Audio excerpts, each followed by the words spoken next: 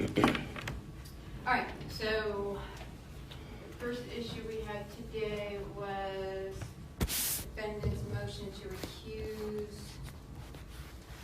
Ms.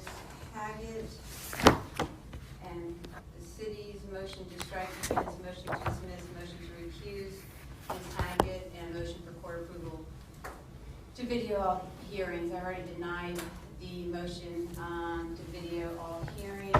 So, Mr. Mclynas, let me hear your motion to recuse Ms. Haggett.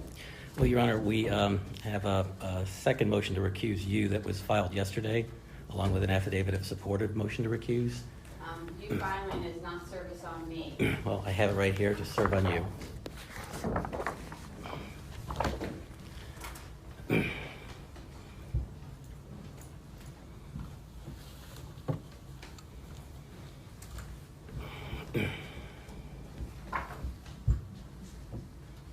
Now, due to a copy malfunction, Exhibit A is not attached to my copy. That's one of my copies. It is attached to the one that's actually filed in the court. Exhibit A is just the filing of the previous motion to recuse, showing that it was actually received by the court on April 4th instead of April 8th. It could have been received on court by April 4th because it's dated. I saw the date stamp, but your motion is dated April 6th, and your, let me see the other one. Well, if you get the original that I filed, Your Honor, I actually have the date stamped from the court clerk with the April 4th on the date stamp. I get it, Mr. Mclynas, but we can't, we even reached out to the clerk on that to see how that happened when your actual motion is dated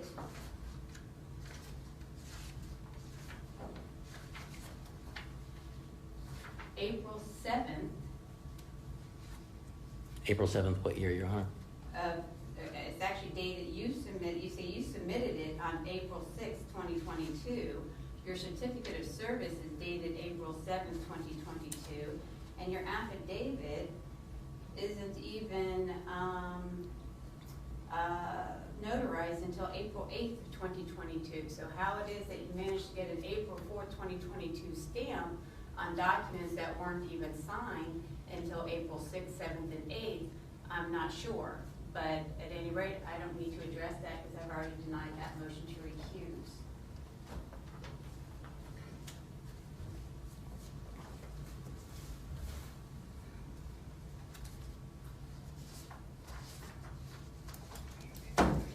And it's filed with the clerk on April 8th.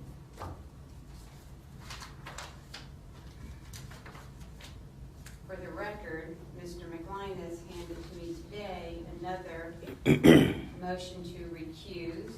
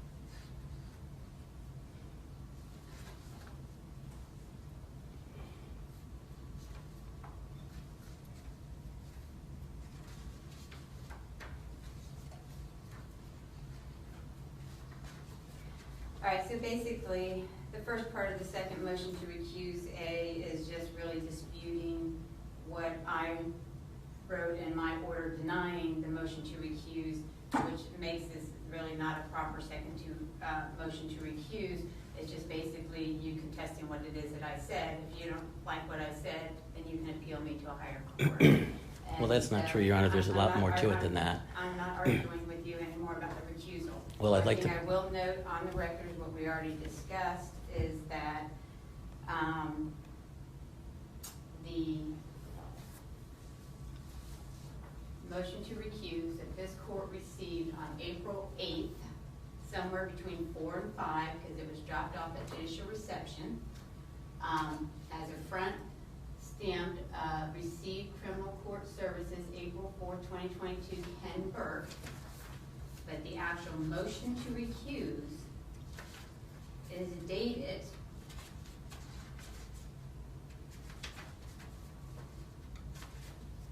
April 6, 2022.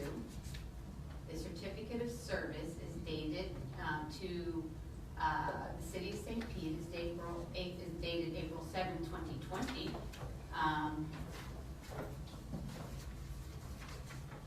The affidavit that is attached to it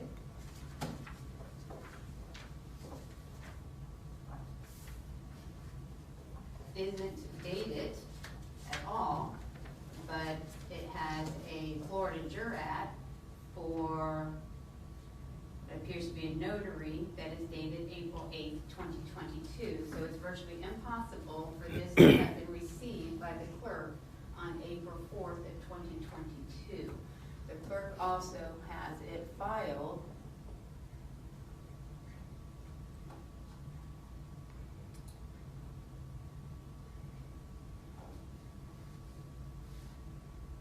April 8th, 2022. I am denying the second motion to recuse. Your Honor, I'd like to make a statement on the record to perfect the record, please. You can, for a motion to recuse? Yeah, for the motion to recuse. You don't have a right to do that on a motion to recuse. Well, I have a right to state for the record that I observed you just flipping through the first 5 or 6 pages of the motion and then denying it. You never read the motion. You never read the affidavit. There's numerous items throughout that motion to recuse that are interspersed with the old items. You simply summarily dismissed the motion to recuse based on one aspect of it rather than all the other aspects of it. The Florida rules on recusal say that the time frame of the 20 days starts the day I became aware, the day I received information, I discovered information. And that day was, in my affidavit, specifically stated when it was the day when I met with 2 different attorneys and discussed it with them. Stop. No. If you are taking issue with my motion to recuse, Mr. Mclynas, then you appeal me to a higher court. Well, Your Honor, then I would like to appeal that now. I'd like to file an interlocutory appeal and do that now, before I suffer the consequences of you ruling improperly against me. Stop. Do I not have a right to appeal that now? Right now? You have a right to appeal this the day that I issued it. But an appeal does not stop me from going forward on a motion to recuse. If you file an appeal on a motion to recuse, that does not stop me going forward on the case. So whether you appealed it right now, whether you appealed it yesterday, or whether you appealed it tomorrow. I just want the record to reflect that you. Effect. I just want the record to reflect that you denied my motion to recuse without even reading it. That's fine. I browsed through it. And You browsed through the first 5, 6 pages. That's fine. And you didn't even look at the affidavit at all except for the last page. And that's fine. I've denied it. Okay. And I expect you to do the same thing with any evidence I present here today, which is why I can't get a fair trial. Okay. Stop, Mr. Mclynas. The problem is that you want to cite rules that don't apply. So I want to hear all the facts today. I'm trying to get there, and we're going to get there. Now let's go ahead on the motion to recuse. Ms. Haggett, go ahead with your argument, please. Mr. Mclynas? Oh. On the motion to recuse Devin Haggett, Your Honor, first I am intending on calling her as a witness. So in the case, I'm going to invoke the rule, which means Ms. Haggett and her witness would have to both step outside. Secondly, Devin Haggett has a bias in the case.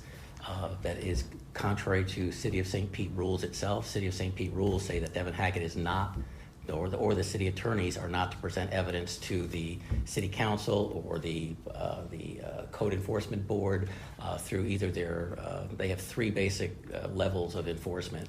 A general hearing, I guess, and then a second one where you go in front of the whole board, and a third is an MOV. And Devin Hackett is barred from presenting evidence in the first two types of cases.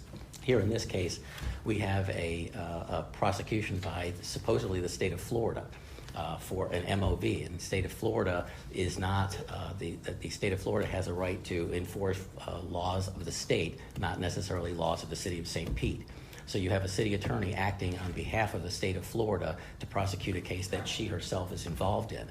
I still don't have a clear answer as to whether or not this is a civil matter or this is a criminal matter.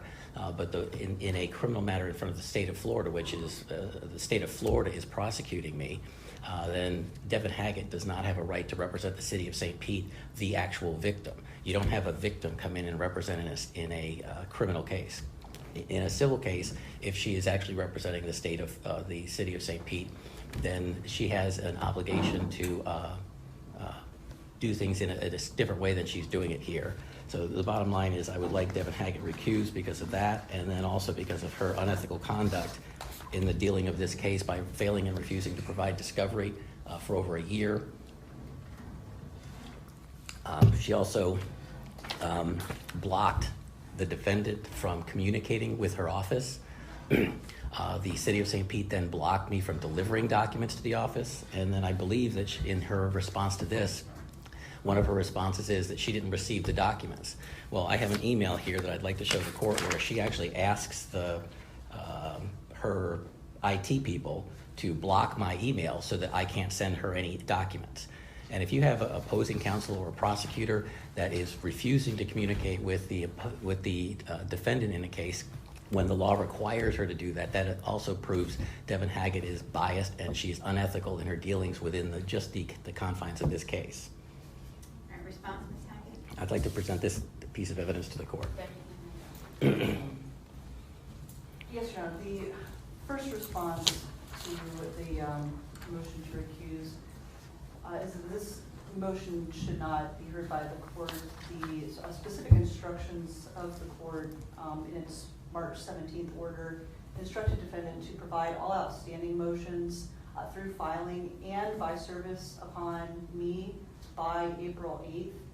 And though Mr. Mclynas filed with the court these motions on April 8th, they were never sent to my office.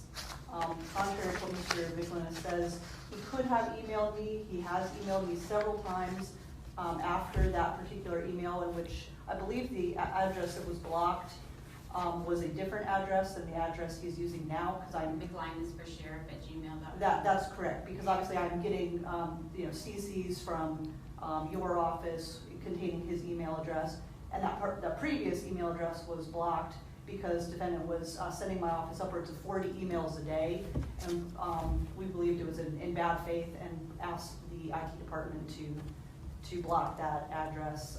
May I respond to that accusation? No, let her argue.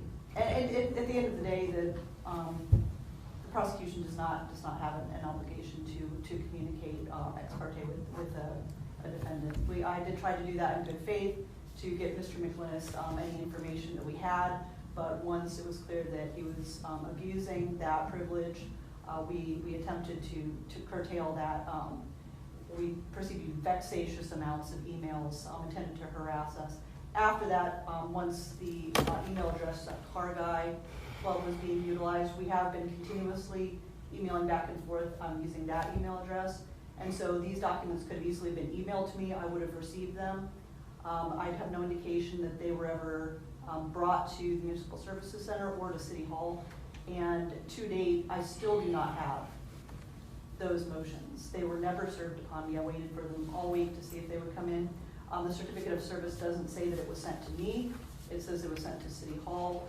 The date is April 7th, 2020. It does not indicate in the certificate of service that these motions were ever sent to me, and as that's a direct violation of this court's March 17th order, the city would request that these motions simply be stricken from the record and not considered. All right, anything else you want to argue regarding the substance of them? Yes, the bar for disqualification of a prosecutor is higher than the bar for the recusal of a judge. There has to be more than appearance of impropriety. There must be actual prejudice to the defendant, which the defendant must show would not have occurred with any other prosecutor. The defendant fails to, honestly, the statements in the motion to recuse are simply not true or not substantiated by any sort of evidence. He has not reached the high bar of proving actual prejudice with me being prosecutor. And as far as my appropriateness to prosecute these cases,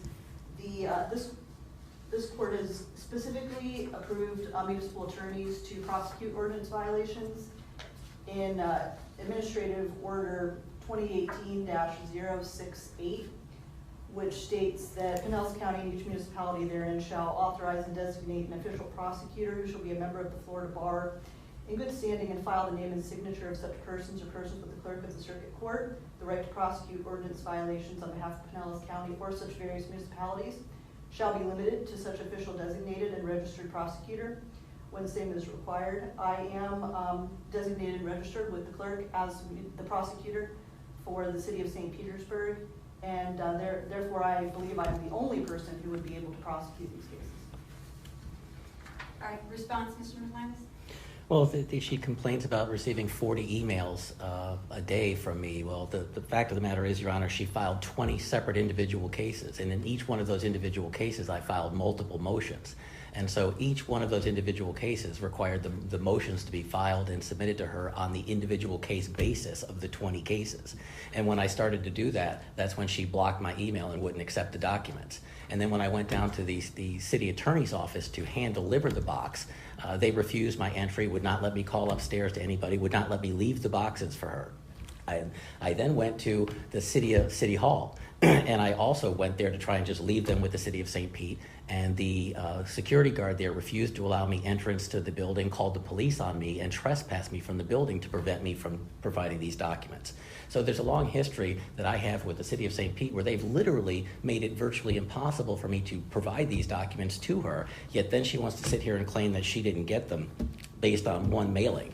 Your Honor, U.S. mail is a rebuttable proof. Just because someone puts a stamp on it and puts it in the mailbox does not necessarily mean that it arrives at its place. You then have the added problem with dealing with the mailroom at the city of St. Pete and where it may or may not have gone. But for her to sit here and say that because she didn't get it, this motion should not move forward is improper. I've been denied the motion. Mr. Recuse, Ms. Hackett. All right, we're going to proceed with the trial today. Ms. Hackett, do you have any opening statements? No, Your Honor, the city is ready to call its first witness. All right, and Mr. Mclynas, do you have any opening statements? Yes, I would like to also say that I would like to be represented by counsel. I have attempted over the last 30 days to hire and procure an attorney to represent me here because I'm not prepared to go forward with trial. In each one of these situations where I met with and consulted with attorneys, they refused to provide me or be retained for this case based on two different reasons. The first reason was they felt that you were an obstacle to me receiving a fair trial. They had a lot of wonderful adjectives that they used to describe you. They were afraid that if they came here and represented me, that you would then retaliate against them in some of the cases against their other clients. They were adamant that they would not want to get involved in this case because of you. The second thing was that they said that there wasn't enough time. When I came in here and I asked for my motion to for a continuance for 90 days, you cut that down to, I think it was 40 days, which was not enough time. They also said that it was not enough time to prepare and defend the case either. And so that if I had gotten the 90-day continuance, they said that that would have given them time, but they don't want to sign on to a case that they feel was hopeless because you were at the bench and already angry with the defendant, and there wasn't enough time for them to go through the evidence, especially since I did lose all of my case files. So I'm sitting here today without legal counsel, which I would like to have, At no point in time did I say that I wanted to represent myself. You assumed that and did a Feretta hearing against me, even though I'd never asked to represent myself. And at this point in time, I would like the opportunity to be represented by counsel.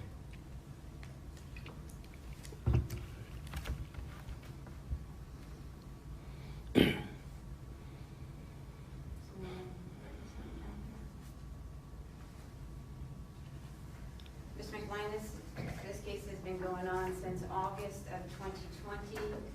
I've had the case since May 2021. You had counsel on this case, Mr. Theophilopoulos, where we moved forward on the motion to dismiss. You fired your attorney right here in open court on October 15th. I had him file an actual motion to withdraw. We had another hearing after that. I did go through the Feretta with you, which I had absolute right to go through the Feretta with you to make sure you understood the disadvantages of representing yourself and also understood what your obligations were. You have since October, since you fired Mr. Theophilopoulos to hire an attorney, you have chosen not to. The record is very clear in regards to your positions on that. And we are now on the day of trial that has been reset 1, 2, 3, 4 times. So I guess the 4th date of trial, at least with me. And I am denying your, if you want to get an attorney, you could have had one. And you can say that all these attorneys were saying terrible things about me. That's absolutely fine. But you didn't retain one. You had plenty of time to do it. Well, Your Honor, for that meantime, I was sick for almost 3 months, and I had COVID, and I was also contagious and afraid I was going to contaminate these attorneys. So you're not, again, you don't take all the factors into consideration that you are well aware of. You also talk about how this case was delayed, but not once in this case have you ever admonished the city of St. Pete for delaying the entire trial for over a year by refusing to provide the required discovery and Brady disclosure. Not once. Actually, I thought I've done pretty good about making the state give you plenty of information, plus making them recopy things that many people would not have. State, call your first witness. City, call your first witness. And Your Honor, if I may, I would like to make a brief opening statement just to clarify the remaining issues in this case. The court in these cases has previously ordered in its October 1st ruling on defendant's C4 motion to dismiss that the signs in question here are prohibited signs under the St. Pete Sign Code, section 60.40.120.11, and the remaining issue in these cases is whether defendant is liable for the violations. Yes, that's true. And with that, the city would like to call Codes Inspector Steve Colandrea.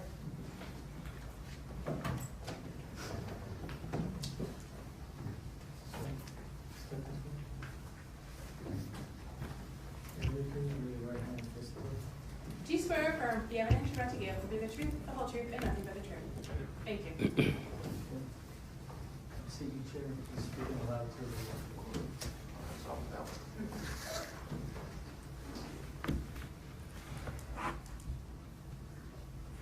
Good morning. Could you please state your name and spell your last name for the record? So it's Stefano Colandrea, last name is Colandrea. And what is your current occupation? I'm a City of St. Petersburg Codes Investigator for Business Tax Division And how long have you been employed in that capacity? since January 4th of 2021. And how are you employed previously to that? Hired in June of 2016 as a Codes Investigator for the City of St. Petersburg Codes Department. And you were a codes investigator for the codes department from that date you were hired until you started your investigation job in the business tax division? Yes.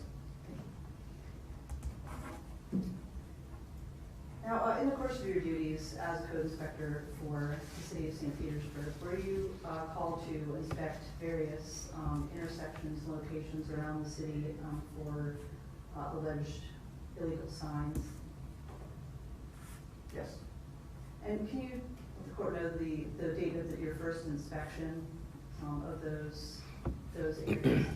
And you may refer to your case history, refresh your mind.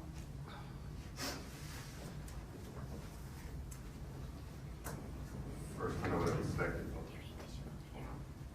Getting old. I'm sorry, I didn't hear the answer. I would have inspected the property would have been on August 14th of 2020.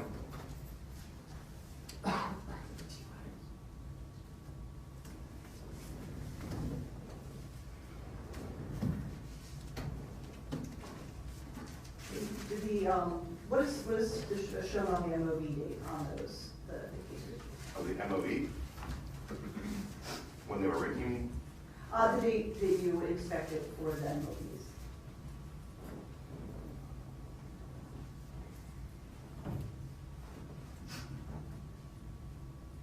Would have been on, the process would have started on 9/9/2020.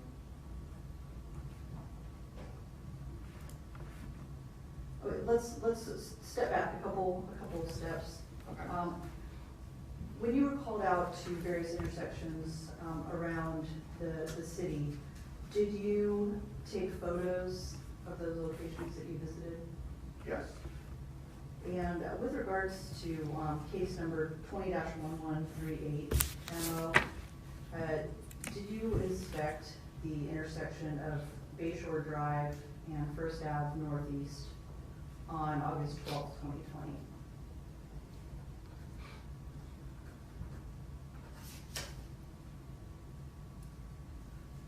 If you would like, I can show you your photographs to refresh. I know it was 2 years ago. Yeah.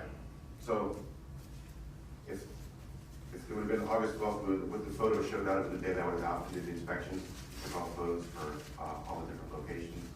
Yes, would you like to view the photos, to Yes. confirm they're the photos you took? May I approach the witness, John? Your Honor, I'd like to see the photo that she's showing. Oh, I apologize. There are 3 photos here? This is just for the one location? Correct.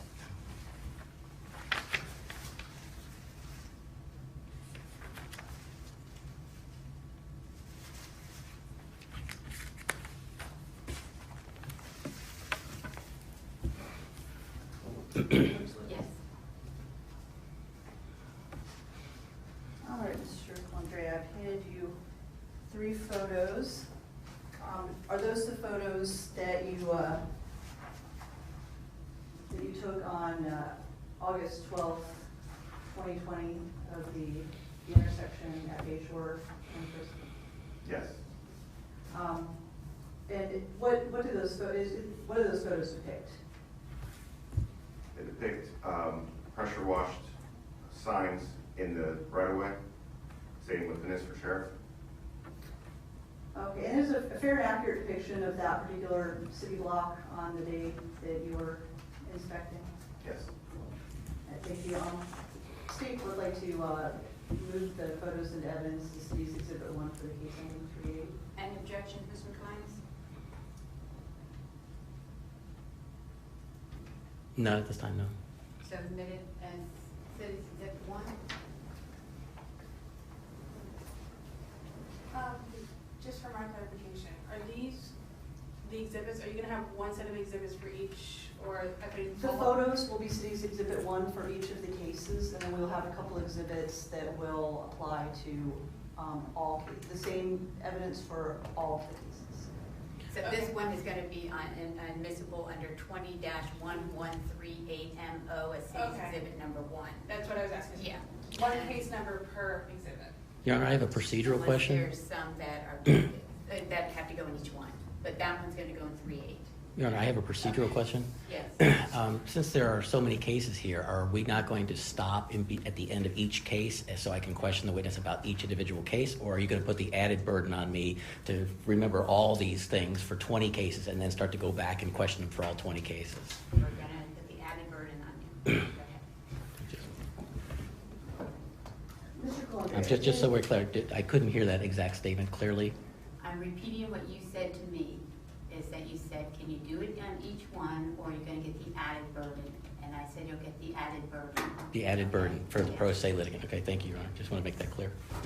And for the record, I'm being facetious. We're doing them all at one time, and you can ask all the questions. For the record, you have pen and paper, and I see that you're taking notes, and you can ask your questions. Go ahead.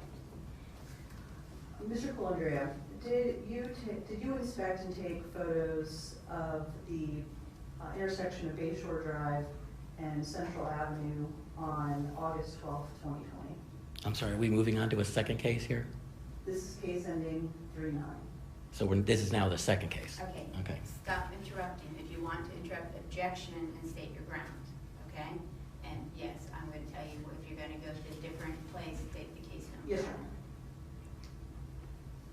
Would you like me to repeat the question for the witness? Yes, please. On August 12th.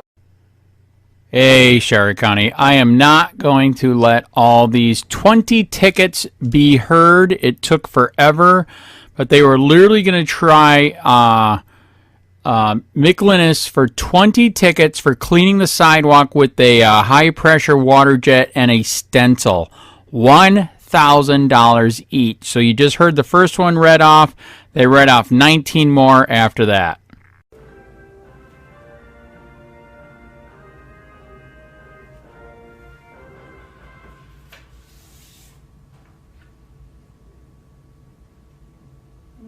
You may rewind to a previous version in the video. I'm sorry. If the city could rewind the video to a specific point for purposes of asking the witness questions. Okay. Again, Your Honor, I'm going to reassert my objection. We just got done watching that video. There was not a single illegal activity or code violation depicted in that entire video. There was not a single illegal act done by James Mclynas. There was literally nothing wrong with that other than its prejudicial value in this case. And I'm going to, again, object to the video being introduced here. All that shows is a candidate for sheriff campaigning legally in Pinellas County. All right. City? Yes, the city is offering the video to show activities of the defendant around other areas of Pinellas County. It's not offering the video as an assertion that any illegal activities went on, only that by its distinct characteristics, it shows a defendant, several other individuals in Pinellas County putting down the same signs as the ones that appear in the city of St. Petersburg. And again, Your Honor, she's admitting that it's not in St. Pete. This is irrelevant to this case completely. All right, and I totally understand your argument, Mr. Mclynas. That's why I'm admitting it for the weight, not the admissibility, because this is the issue. I know I said that I issued the order that said that your signs in Pinellas County were permissible because the way that the ordinance is written, that's the order that I issued. So I know that this being on Pinellas County is not unlawful because I issued the order on that. What I have to decide, though, in this case is that I have to make a ruling regarding this presumption in this ordinance, okay? And so I am taking this evidence to see if this is something that is going to be permitted in the presumption. I may ignore it completely, but I'm going to hear it so that I have all the evidence so that I can make a decision in the matter. So that's why I'm, again, saying it's the weight and not the admissibility. I will determine how it affects this city ordinance, because I do have to make a decision on the presumption. I've got several case law on it. I've read the case law, but it needs a whole lot of dissecting by me, and I'd rather have the evidence so I can decide whether it's applicable or not. So that's the reason for why I'm allowing it in. All right, you may proceed.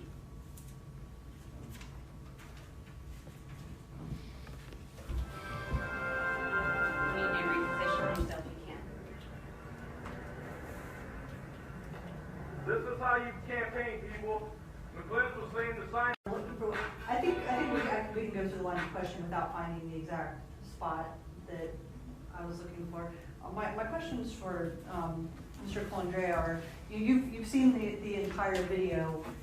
Do these signs on the sidewalk appear to be the same signs or substantially similar to the ones that you observed in various places in the city on August 12, 2020?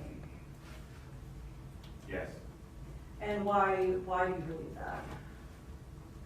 They appear very similar from watching the video there and the photos that I had taken. And we saw in the video that they had stencils of 2 sizes. Did you observe stencils of varying sizes when you inspected on August 12, 2020, the various Yes. locations? That being a small stencil and a large stencil? Yes, smaller stencil, larger stencil, yes, there's photos that show. And the sizes that we saw in the video appear to be of the same sizes of the ones that you observed in St. Petersburg on August 12, 2020? They appear similar, but without specifically measuring, I couldn't tell you. Okay, that's my only question for this witness on the video, Your Honor. All right, do you have any more questions of this witness? Yes, Your Honor.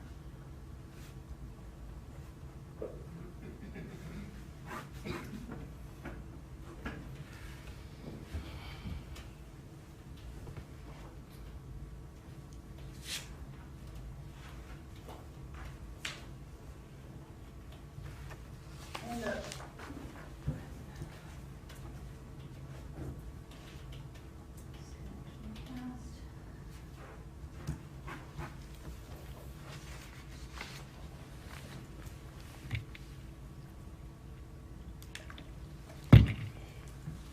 you know what, I'll leave it up in case we have some cross questions from the defendant. Mr. Collier, was the defendant sent a violation notice for the 19 signs around the city of St. Petersburg prior to receiving MOVs in this case? Yes. And when you're using the word MOV, tell me. A municipal ordinance violation is how the city refers to them. Municipal ordinance violation? Yes. Okay, thank you. And how did the department determine that? Your Honor, do they have the violation notice that they're going to submit? And if they're going to ask him questions about it, can we at least know which violation notice they're specifically referring to? I assume she's going to get there. Okay, so overruled right now? And how did the department determine that Mr. James Mclynas was the Mclynas for sheriff on the signs that you observed? Went to the Pinellas County Supervisor of Elections. And do they have forms there that has the candidates' information that the city's able to pull up? Yes.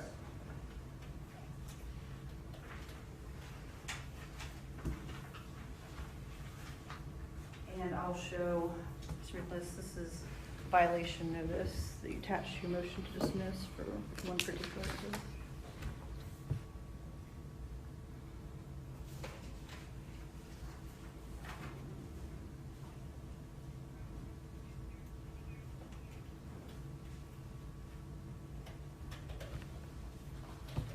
I apologize, Your Honor, the city would move to enter the video into evidence as city's exhibit 2 for all cases. Any other objections other than the ones that we've already noted on the record, Mr. Mclynas, in regards to the video? I'm sorry, I was reading this piece of paper and it wasn't sure you were talking to me. I'm sorry. I'm sorry. The city is introducing the video that we just saw and that you've given several objections on. Do you have any other objections to that video regarding its admissibility?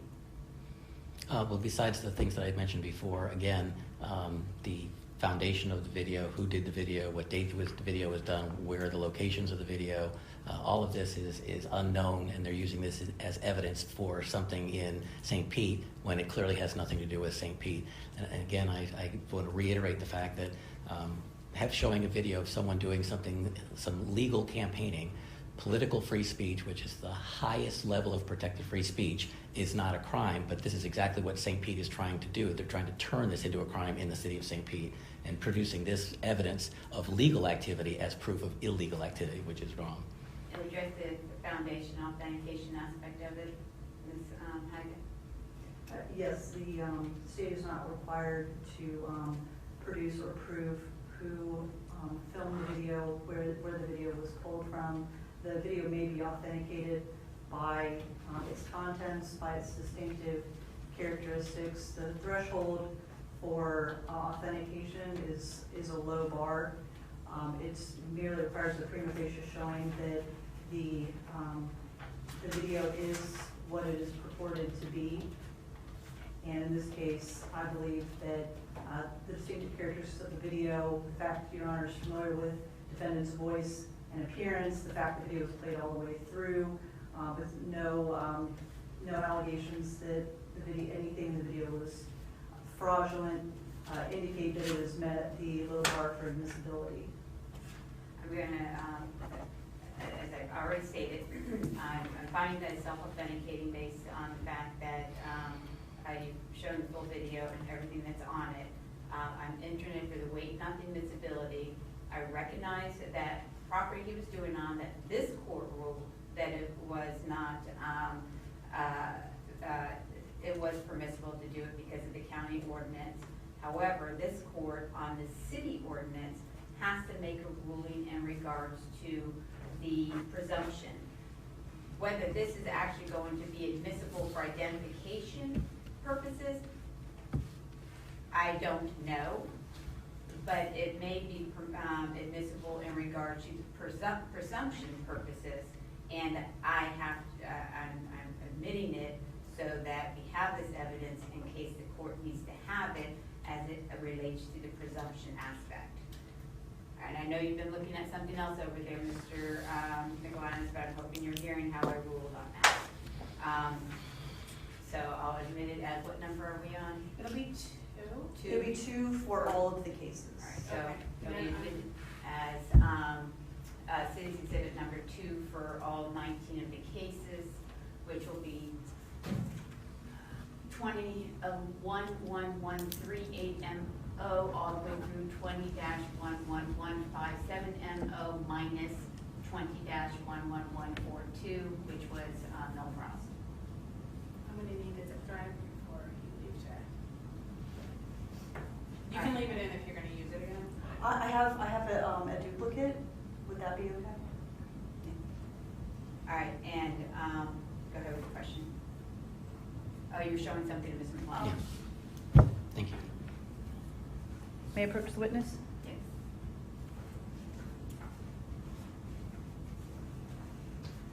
Mr. Coldrea, I've just handed you a piece of paper. Do you recognize what that document is?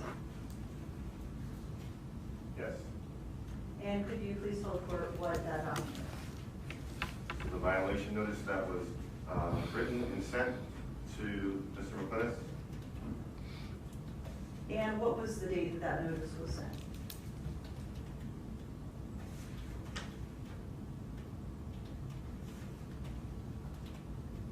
July 28th, 2020.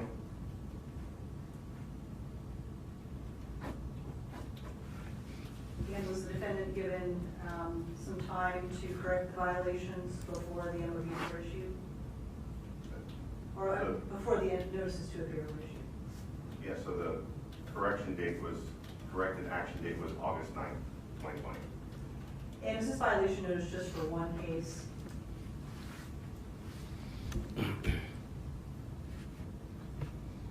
This violation notice was written, this is the one violation that was written for all the cases.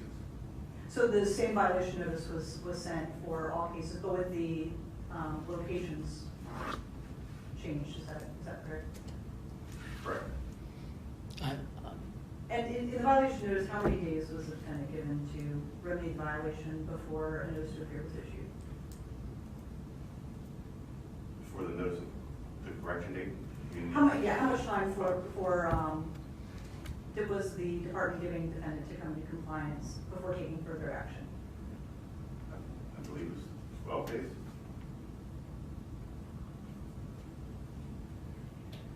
Yeah, 12 days. Okay, the city would like to enter the violation notice as city's exhibit 3 for all the cases. All right, any objections? Yeah, I'm going to object because I've been listening really intently and I've been trying to understand what he was saying, but that violation notice had a specific location on it. And I am unclear whether that specific location is representative of any of these specific locations in the case. Let me see it.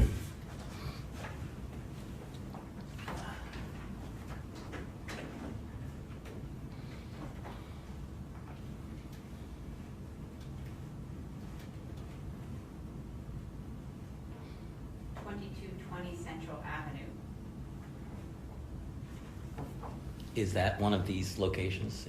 Your Honor, I'm not aware of that. All right, finish setting your predicate. I'm going to suspend objection at this point until you finish setting your predicate on that.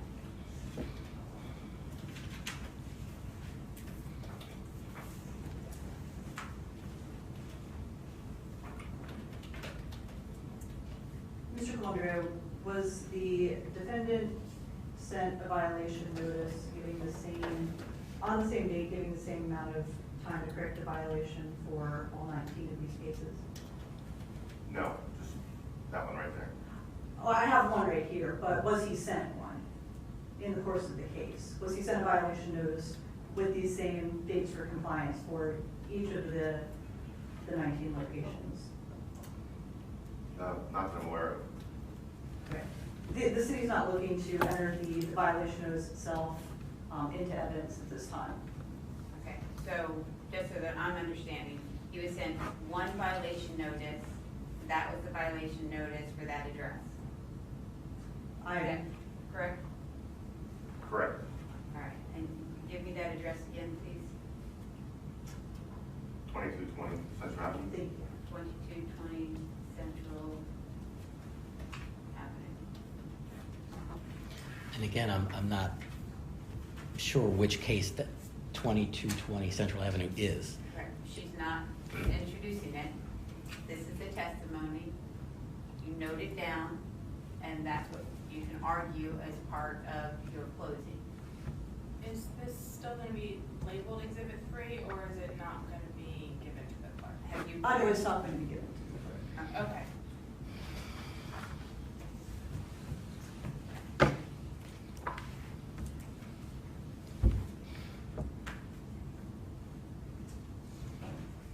And the city has no further questions for this witness, though it does have some additional evidence to introduce. Okay, let him do his cross-examination, and then you can finish whatever you're gonna need to do. All right, cross-examination, please, Brian. Your Honor, can I sit here and do that? Is it possible? That's fine. I'll try and speak up. If you can't hear me, just say so, okay? Okay. You have the mic there, so you should. All right, I'll just pull this a little closer. Mr. Calandra, you state that you've been a code enforcement investigator for the business end of the city of St. Pete, is that correct? Since January 4th of 2021. And can you please tell the court what that means, that entails the business end of code enforcement? You mostly deal with Business business. tax. So and it's not the same department, so the departments have changed. So I went from code enforcement to business tax. So I guess the best way to explain it is most people refer to it as a occupational license, but the name of that changed many years ago. So it's business tax. So the city of St. Petersburg has a business tax for any business that is based and operates in the city of St. Petersburg. Have to pay a business tax to the city. So basically, I go out, and if a business hasn't paid its business tax, then I go let them know that the business tax has expired and it's time to pay it. Or if they haven't filed it for a business tax with the city, to let them know what's required and hand them the paperwork that's required to do that. And what was your title and your job description back when you were dealing with these infractions that are represented in these 19 cases? Codes investigator. So you went from code investigator to business tax, or is it all the same thing? I'm trying to understand what your job description was at the time you were doing these citations. Right, so at this time, I was a codes investigator for the codes compliance department. Now I'm a codes investigator for the business tax department, which is a part of billings and collections. So it's an entirely different department within the city. And when did that occur? January 4th, 2021. Okay. So at the time of these citations, then, you were the business tax. Citation meaning what? These- When they were actually written originally? Yes. No, so I was in codes at that time. Okay. So I didn't start the business. Okay. So this was written in, I believe they wrote these cases in July of 2020, okay. 2020. All right, I'm clear on that. Thank you. When you were the code enforcement officer for the city of St. Pete, what type of training did you have? I received training through the department for about 6 months of training with somebody, with another investigator, like a senior investigator that would train you through the process. Mm-hmm. And what did that training include? To learn the ordinances and the codes, to also know what to look for when you're out in the field. Okay, you said that you were trained to learn the ordinance of the codes, right? Could you please explain in tremendous detail, or as much detail as you can, what exactly is the code that says that this particular activity was illegal? What makes this a code violation according to you? So, signs are located within or project over right-of-way. So the sign that's in the right-of-way. And the particular part here is the person or business who owns or is advertising or identified on the sign, including candidates, shall be presumed to have permitted the placement of the sign in the absence of evidence to the contrary and may be cited for a violation of this section.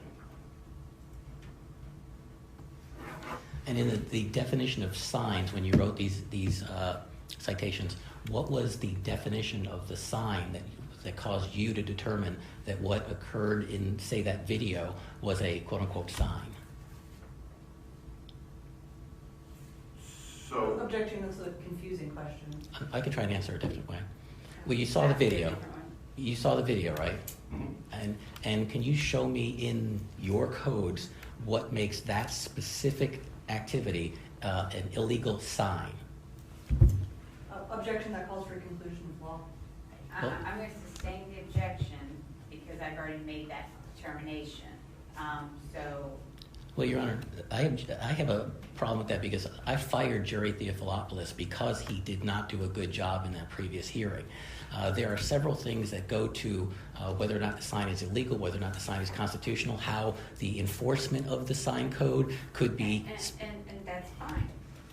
But I made already, and you can ask him questions, anything that's relevant regarding that. But I've already made the decision on the C4 motion to dismiss, which was actually even raised in your own motion to dismiss before Mr. Theophilopoulos got on. And I made I've already entered an order on that noted that it was a sign because of representation.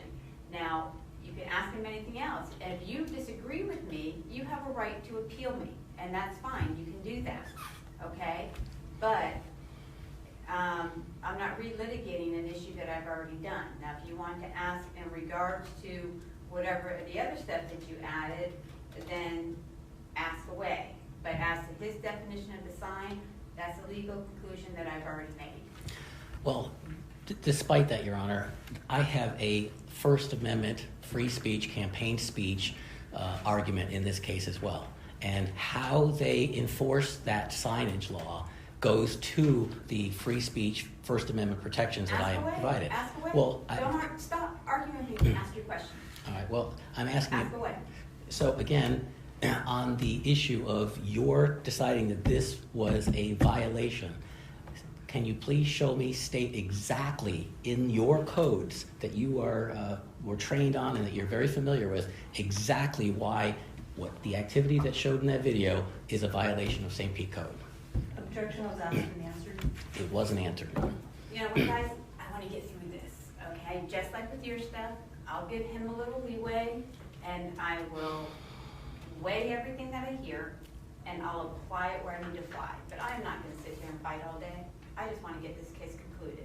So I'm going to give you the leeway, and I'll apply it when I need to apply it. It's not like I have a jury here. I know what I can apply and can't, okay? So go ahead. Go ahead.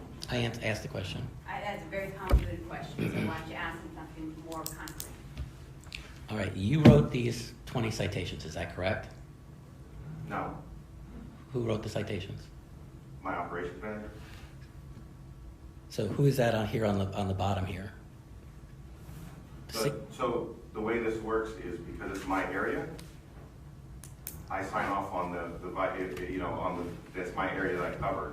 So in this instance, my operations manager wrote the violations. I signed off and sent them out, and then I took the pictures. So you signed off on them. Is this your signature on here? Because I can't read this. Yeah. So you did sign the citation, Correct. but you didn't write any of this. No. Oh, I didn't write the initial case. No.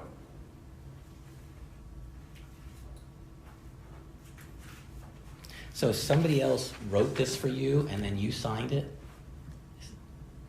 So yeah, in the case it says who wrote the case.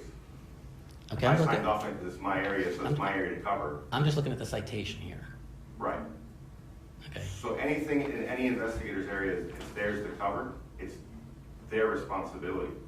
And so on these 20 citations, that is, Your Honor, do you know if that's your signature on the bottom? I there? can't see from here. Can I so- show them, Your Honor? Deputy, can you bring that up?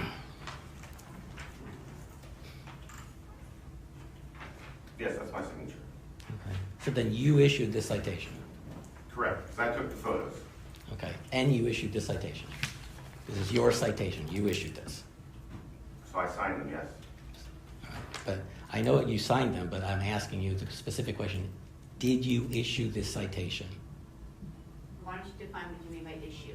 I think that's where you guys are getting confused. Well, he wrote the ticket, basically. Did you write this ticket? Is this your ticket? Did you issue this ticket? So I signed the ticket. We don't write the MOVs. We have someone in the office that writes them for us. So then you didn't write this ticket. You just signed it. So I take the photos, the MOVs are processed, so it goes to the office processes them, and then we sign off on them. So then you did not write this citation. Is that correct? I did not physically write that citation, correct. So who physically wrote this citation? I believe that would have been Sharon Peterson.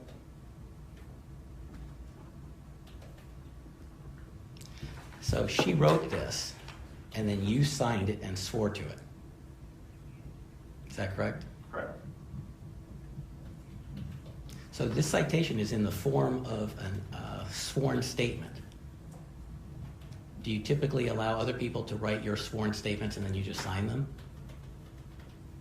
For our policy in our department is that on the MOVs, unless they're written right on spot, they're written by usually Ms. Peterson in the office. It goes to legal approves it, it comes back to us, we sign off on it, and we send it out. Well, if you go up to the third paragraph on the citation, it says, and this is printed, it's not handwritten, it's part of your actual citation, it says, the undersigned swears that he/she has reasonable grounds to believe that the below named defendant at the time and place listed, and then it goes into what happened on 8/12/2020. So you're swearing and affirming to that yourself. Correct, because I took the photos on 8/12/2020. But the citation isn't the photos. We're not saying that you signed the photos or you're taking credit for the photos. What we're trying to do is determine if you're responsible for everything that's in the citation. You signed it, but you say you didn't write it. Is that correct? Correct, I didn't physically write it. I signed it because it was a violation at the time that I did my inspection. So if you're the one that's swearing and affirming to the contents of this citation, then why is somebody else writing it for you? If I write an affidavit, I have to swear to what I wrote in the affidavit. This is basically an affidavit that's supposed to be your words, what you're saying, what you observed, what you determined. But that's not the case, is it? So I did not write that, but I swear to it because I observed the violation on that date. And someone else writes it. So you didn't write any of this? I did, I wrote my name in at the bottom. Okay. Your Honor, I'm going to move to dismiss this case on the grounds that the person who actually wrote this citation isn't even here for lack of prosecution. Not the right time. Keep going on with your cross-examination. All right. It's down. So it says here, the undersigned swears that he/she has reasonable grounds to believe that the below named defendant, which is me, James Mclynas, correct? At the time and place listed, and it's Wednesday, 8/12/2020. And if I'm not mistaken, all these citations were written on the same day, not by you, but by somebody else. You just signed them, right? Correct. And they were all done on the same day? I would assume that they were. Okay. So do you have any proof that I personally did any of these violations at all? The proof that you did them? Yes. No, but the Mclynas for sheriff throughout the city. And Okay, we'll get to that, but you don't have any proof that I did these. no, You didn't see me do them. no, You don't have any witnesses that say they saw me do them. no, Okay, so you have no idea whether I was even in St. Pete and did these. no. In the case here, I think I've got 1154 in my hand, but they're all similar. Would you agree? Yes. Okay. It's literally swearing and affirming that the below named defendant at the time and place listed, you're literally swearing and affirming that I did this, aren't you? The campaign did it. No, that's not what it says. The defendant did it. It says the defendant at the time and place listed, me. Isn't that what it says? That's what it says, then yes. So you're sitting here testifying today that you have no idea whether I did any of this. Is that correct? Yes. Then why did you swear and affirm that I did? Because it would be under your campaign, under your name. You didn't say that the campaign did it. You said I did it, the defendant. That's me. And then you put my name and you swore and affirmed that I did this. So why would you do that when you have no proof whatsoever that I was the one that did this? You actually swore and affirmed to that, didn't you? Yes. So why would you swear and affirm that I did something that you don't know that I did? So when we do these inspections, we have to tie it to, you know, if it's a property, the property owner. In this instance, it's the campaign, and when we did our record check of the supervisor election, it comes back to you. So you have a certain section of your code that just says that like a campaign official or a campaign candidate is guilty for anything that any campaign worker or any supporter or anything like that does in the city of St. Pete. The campaign guy is responsible for all of it. Is that what you say? Is that why you swore and affirmed that I did it? So I do my inspection, it gets approval, and then we move forward with the case. Yeah. But that didn't answer my question. Would you like me to ask it again? So I don't believe that there's a specific spot that says exactly in the words that you used in the code or ordinance, no. So what did you use to form the basis that I did these things when you yourself have no evidence whatsoever that I did? I've already stated what we used to state that it was you or your campaign, which you are the person in charge of, let's just say. So then you acknowledge and admit that it's because it was a political campaign that you took this action against me? Not because it's political campaign. If you're referencing something else, no, but it'd be no different than if you as a property owner have violations of your property that your tenant may have caused. It's still your property and your responsibility in the end. Okay, so what's my property? If you're using that analogy, that I understand that if I have property, my grass is long, you could come to my property because I own the property. That I understand. But the only thing connecting me to this citation and all these citations is the fact that I'm a political candidate. Is that correct? Yes. Okay, so basically your enforcement of this citation is based solely on the fact that I'm campaigning for a political office. Correct? Yes. Okay.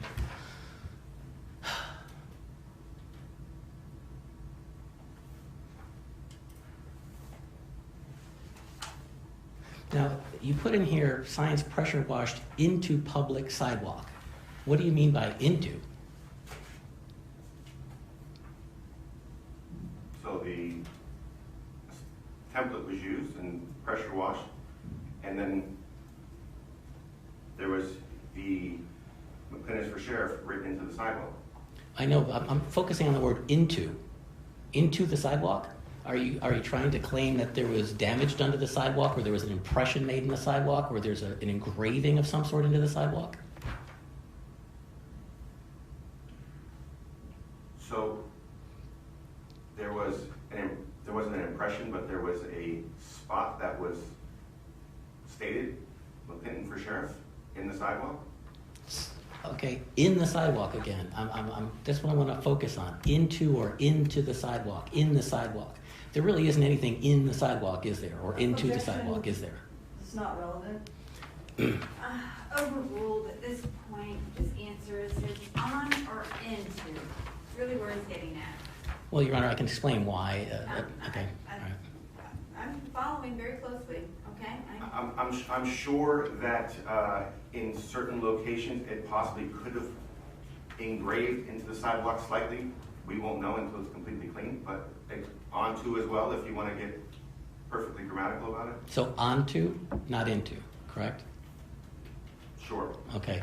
So if it's onto the sidewalk, it's not really onto the sidewalk at all. When the sidewalk was perfectly clean, is it possible for something like this to occur? No, you wouldn't be able to have a Mclynas for sheriff show up on a perfectly clean sidewalk. Okay, so basically if the city had maintained the sidewalks and cleaned the sidewalks properly, like you saw in Clearwater, we were up in Clearwater and we said, we can't do anything here, these sidewalks are clean. So basically, if the sidewalk was clean, then that would have been impossible, is that correct? Sure, yes. So basically, it's not whether or not there's a sign there, it's whether or not the sidewalk is filthy, dirty, and the city failed to maintain it. Is that not correct?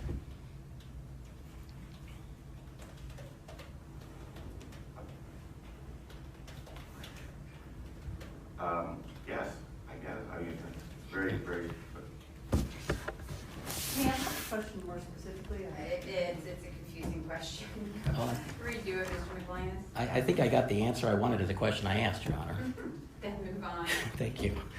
All right, so in the situation of the notice that you had sent, I still wasn't clear, was that notice sent for any one of these 20 citations that were issued? Was the location of that notice the same as any one of these citations?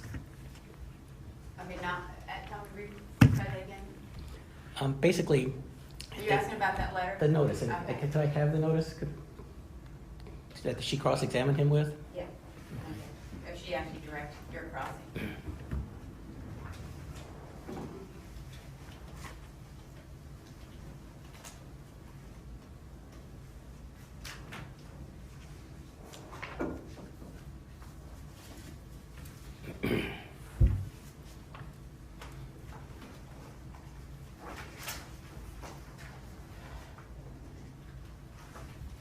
Thank you. Okay, on this particular notice, I'm just going to read from it. Are you familiar with it, or do you need to see it? Because I only have the one copy. Well, if you're reading it, I'm gonna take your edits. Okay. It says, James Mclynas, my address, RE property owner, parentheses, owners. Case number 20-16938, 220 Central Avenue. Now, I'm not the property owner, am I? No. So why would you send this notice to me as a property owner of that location? It's, that part is, how do I word it? There's no way to change that. It's the way the software is written, so you can't. It's going to say property owner because that's the physical location of where the violation occurred. Okay, and you, so basically then, on this particular citation, you're saying that the supposed violation occurred on the private property then? At that address? So there was a campaign sign on private property and you thought that that was a violation? It was in the right of way at that property. Well, then that's not private property, is it? At the right of way of that property. So in St. Pete, the private property owner is responsible for the right of way. So it's all. So in St. Pete, the private property owner is responsible to maintain the city public right of way? Yes. And that's a statute or a code? I believe it's in the code. So that if the people don't wash their own sidewalks, they get in trouble? What is the code for that, please? For this, I don't have it in front of me. I couldn't read the sidewalk code. So how is it that the city writes a code that makes the people that own property responsible for maintaining city-owned property? They're not leasing that sidewalk, are they? Objection calls for speculation. We're getting so far out, okay? I don't think that's really where you want to go, Mr. Mclynas, in regards to whether some owners are talking, because you don't own the property, right? So I don't need to know all of that. Get back, you were making some very valid points there, but now you're getting me way out of the lane. So Well, it's back into the lane. I'll try and pull it back. If you want me to see that, somebody needs to introduce it. Yes, I will introduce it in a couple of minutes, okay? So then, I didn't own the property there, right? Correct. And I'm not responsible for maintaining the sidewalk there, correct? Correct. So why would you have sent me a violation? a violation notice, a notice of violation? Because your signs were placed on their property, or on the city's property in front of that location. That location is just a point of reference to where the violation was. But that's not what it says. It says that this is a violation to the property owner. I mean, to the property owners at this location. Is that correct? If that's what it says. Yeah, that is what it says. I'll show it to you if you want to confirm it. Would you like to? Again, Okay. So why do you send out these notices? to have the property owner, or in this case, your campaign, to rectify the situation, which is why we give you a timeline to make corrections. Now, you also enforce business sign codes. I would assume that that's the majority of your effort is reining in the oversignage of businesses in Pinellas, in St. Pete. Is that correct? It is one of the violations that we can, but that's not the main thing that we do. Well, in relation to signs, is it mostly businesses that you have issues with? So, in relation to, well, yeah, because most of the time businesses would be who would have a sign. So there are, and on occasions when I was in codes, private property owners, citizens, let's just say, opposed to businesses, that would have signs that were either oversized or too many signs on a piece of property. So then you would reach out. Okay. Well, and I understand the whole concept behind that, but businesses are typically trying to draw someone in to earn an income, right? They're trying to get customers to come to their location, correct? Well, with a campaign, that's not the case, is it? The campaigners are not trying to draw someone in to make money off them, are they? No. A campaign sign or a person campaigning politically for an office in Pinellas County, which includes St. Pete, would be where someone was trying to get their message across to the public. Is that correct? Correct. And they're trying to get name recognition to the public. Is that correct? Correct. Okay. Are you familiar with the cost of signage and campaign signs? I am not. No? Would you be shocked to find out that the big ones sometimes are over $100 and those little ones that you see everywhere are typically $8 to $10 a piece? No, I wouldn't be shocked at all. Okay. You can imagine how expensive that gets to campaign in a larger area like Pinellas County, couldn't you? Sure. It could run into the thousands upon thousands of dollars, right? When you have someone like myself who does not have a lot of campaign funding or financial support from the political structure inside St. Pete, you could see how it would be very difficult for someone to campaign in an area like this for a public office like sheriff without lots of money, couldn't you? Again, not my privy, but sure, I see what you're saying. Okay. When you watched one of this, I call it campaign artwork myself. When you watch this campaign artwork being performed up there, how much do you think it cost to do one of those? I don't have the slightest. I mean, what's the cost? The volunteers are doing it. You have a little bit of water, a little bit of gas. Would it be less than a nickel, you think? Again, I have no idea. It wouldn't be $100, would it? No. It wouldn't be $10 per campaign artwork, would it? It'd be substantially less than that, wouldn't it?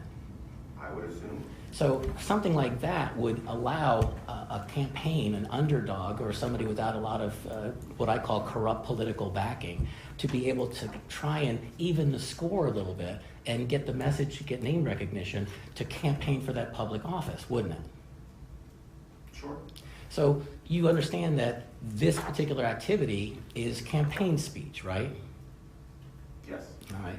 Now, when you went through all of your training, how much training did you receive as far as the United States Constitution and free speech? No training for the United States Constitution free speech for this position. Are you aware of the fact that if the city or an entity wants to rein in campaign speech, that it's a very tight and narrowly construed rein, that you can't just say, I don't like it, so it's gone, or it's a representation, or it's gone? Do you realize that the United States Constitution prohibits cities from arbitrarily denying campaign speech? If you say so. Well, wouldn't it be important for you as the guy writing these citations about campaign speech to know what the constitutional restrictions are before you issue citations to a candidate who's doing nothing but legal campaign free speech? what I can tell you is that in the city, we don't, if you have a campaign sign, which is called a sign just because, just for the sake of argument, if it's on private property, you're allowed so many on a private property, and if it's a public right of way, it doesn't matter whose sign it is, what sign it is, it's removed. In this instance, there's no way to remove that sign because it's pressure washed on the sidewalk. Well, that gets me back to this, this notice that you sent out.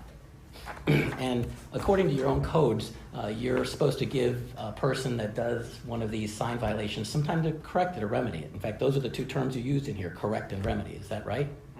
Okay, if there's no way to remove it, how was Mr. Mclynas supposed to correct or remove this based on this notice?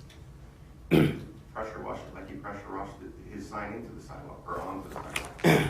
Okay, but the part that's still dirty, Mr. Mclynas didn't put the dirt there, did he?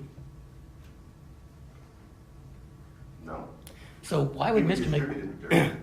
He put more dirt next to the?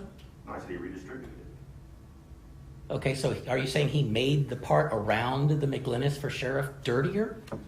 I think in one of your videos you said that you redistributed the dirt. But in this instance, so that the way it would be removed is just that section. I think that you saw in the video how your signs that were being removed, you were saying very legally being removed, how it was just cleaned and it was gone.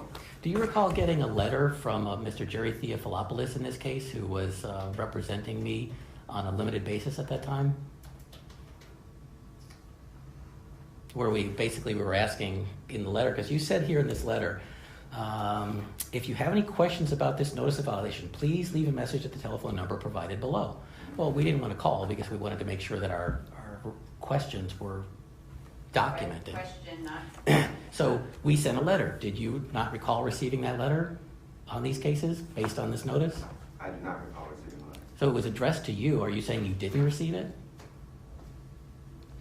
I don't recall receiving a letter, so I may have received a letter and just handed it to my management, if that's possible, but I don't recall. It was over 2 years, close to 2 years ago now. Mm-hmm.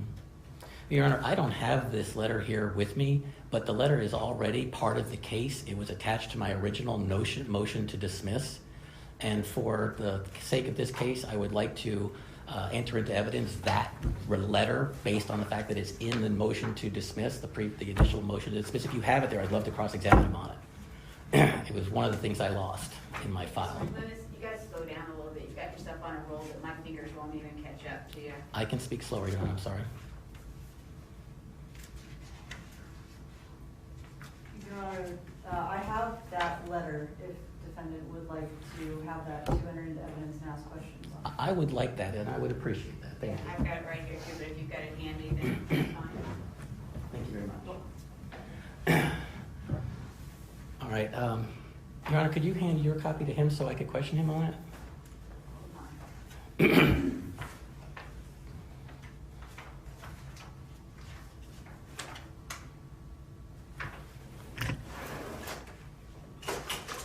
Madam Clerk, do you have a stapler remover over there? It should. Not. You do? No, I do not. Maybe? Normally I do have one in this drawer. Well, usually I just thought I'd use it. But I'll work it out. I'm just working nails. I mean, I have a pen. I got it. Okay, I'm sorry.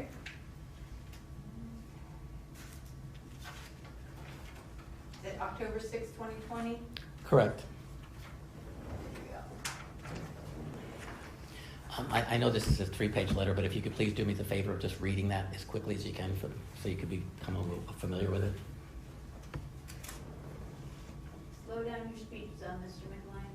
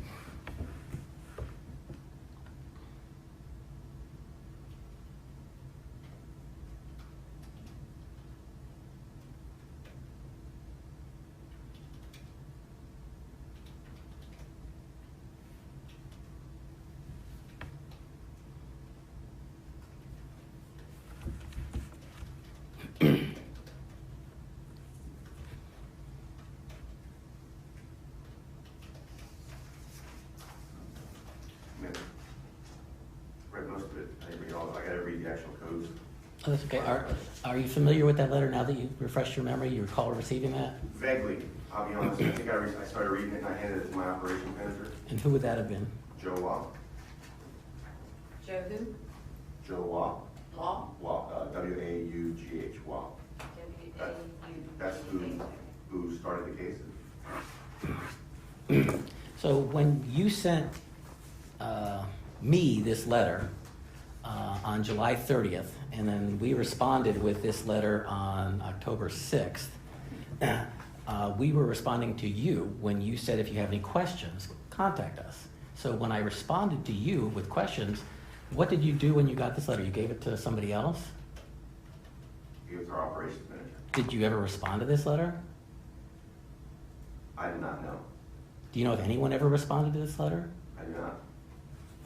Would it be fair to say that since you wrote the letter and asked for the questions, that you and the city didn't respond to this letter? I wouldn't be able to answer that. You have to ask Joe Waugh. Well, if it was written to you, why didn't you respond to it? Because when we get legal letters, we usually take it to our operations manager for them to see if we can respond to letters or if they're going to handle it, usually when it gets to that point. Well, did you ever follow up to see if they handled it? I've not. Would you be shocked to know that the city of St. Pete never responded to this at all? I would be shocked, yes. Okay. Are you saying that you think that they did respond, or you know that they did respond, or you don't know that they responded at all? I don't know if you asked me if I would be shocked, so I'm Yeah. responding to the question that you asked, which is, would I be shocked? And I said I would be shocked if no one responded. So then it is possible that they didn't respond to this at all. It is, I guess, yes. Okay. Well, in this letter, you asked about clarifying, removing and correcting and remedying, right? And so in the letter, Jerry Theophilopoulos actually asked you to please explain exactly what you and the city would think that the correction would be. Do you recall that? No. Well, you see the letter? in Oh, front I of see you? the letter, yes, but like I stated just a moment ago, you said, you asked me if I saw what he had said, assuming that would have been at that time, which I didn't, since I told you I handed it to my operations manager. Okay, so if you're a code enforcement guy and you go out and you take pictures and you have someone else write your sworn affidavit for you and you sign it and you send it out, basically getting someone in legal trouble or threatening them with legal trouble like the violation of notice, doesn't it seem like it's something that you should follow up with and at least say, well, this is what we'd like you to do, so that the person could potentially correct it in accordance with the city's idea of what correction means? So again, in this instance, it would have been my operations manager that would have handled this. But you were the one that wrote the notice and asked me or us to respond to you. Correct. And we responded to you. How come you didn't tell us any of the correction methods that were required according to the city of St. Pete? So, in this instance, first of all, we'll just go back to, I handed this to my operations manager, who would have handled this, so. Well, I heard that, but what I'm asking you personally is, Yes. you started the action, you signed the citations, you were coming after me, okay? I didn't start the action. I stated I didn't do the initial inspection. I signed it because it's in my area. And then I did start the action with the MOVs, which was determined by the city that the violation was there with the signs. When I went out, the violations, I observed them, so I moved forward with the case. Okay, so the city's statutes has something in them that talks about how you should give the person an opportunity to correct. Is that right? Mm-hmm. Okay, so you gave this notice, which was you, the city, giving this person, me, the opportunity to correct or remedy, right? Correct. And it says if you have any questions, contact you. You represent the city according to this letter, city head letterhead with your name on it, correct? Correct. So then we do exactly what you asked. We send you a letter as the person representing the city, asking you basically what is the correction you require. And you think that not responding at all is an acceptable response? So, Again, I gave this my operation manager, so if they didn't respond to you, I can't attest to that. I did not, but I can also tell you, based on what you stated, this letter is dated October 6th. We would have already written the MOVs because that letter states to contact us by August 9th, 2 months later. Yes, but I'm asking you why you would not have answered the letter and explained what it would have taken to remedy these in the eyes of the city. Because, as I stated, when we receive letters from attorneys, traditionally we hand them to our operations manager, and then they move forward with those cases from that Okay. point. All right, let's just say for the sake of argument, you wrote this notice and then you got this letter asking how exactly would you, can we, should we, need we remedy this? What would your response would have been at that time? To remove the stencil, the sign off the right of way. Okay, on this particular example of what I call campaign artwork, what was left there? In other words, you accused me of putting something there. What did I, according to you, leave there? A sign. Okay, physically. A sign. Okay, so You can see a sign. if it's a sign, then you should be able to pick it up and move it? No? So what is the sign? The sign is just clear concrete, clean concrete, is it not? So when we did it, when this, I'm going to overrule your objection for right now. Mr. Mclynas, I can only write the same thing over and over and over so many times, okay? So I don't have any problems with your questions, you're doing fine, but you get hold of something and you just keep asking the same question over and over and over again. So just keep it flowing for me, okay? I'm trying, Your Honor, but at the same time, the witness is not answering the question I'm asking him. You just may not like the answers that he's giving you. I don't have a problem. I'm right. I'm following real well. Until he answers the question I asked, and not a question I didn't ask, I have to keep asking. I'll do my best to move along. You fight with everything, okay? Just keep it flowing for me, okay? I'm doing the best I can. And you understand that I've already made the ruling on the sign. I'm giving you some leeway, okay? You're moving the dirt versus whatever. I've already made that decision, okay? And you're making some good points here, but don't tire my brain out by repeating the same thing over and over again or rehashing stuff that we've already addressed, okay? And I understand you don't agree with me. We've already had this conversation. But at least if you're going to address it and move on, okay? Okay, and to that light, Your Honor, and it probably seems like I'm going off on a tangent, but what I'm trying to go through is explain how the city treated me as far as enforcement. I get it, but Okay. just... And how they violated my constitutional rights by how they enforced it. So how he responds or doesn't respond is part of Keep that. asking your question. The more time you try to Okay. explain things to me, we could have asked 10 questions. All right, so you received this, you've read this letter. How would you have explained to me specifically? I mean, I asked it specifically in here. Can you read that section where I asked the question? Why don't you read the question out loud?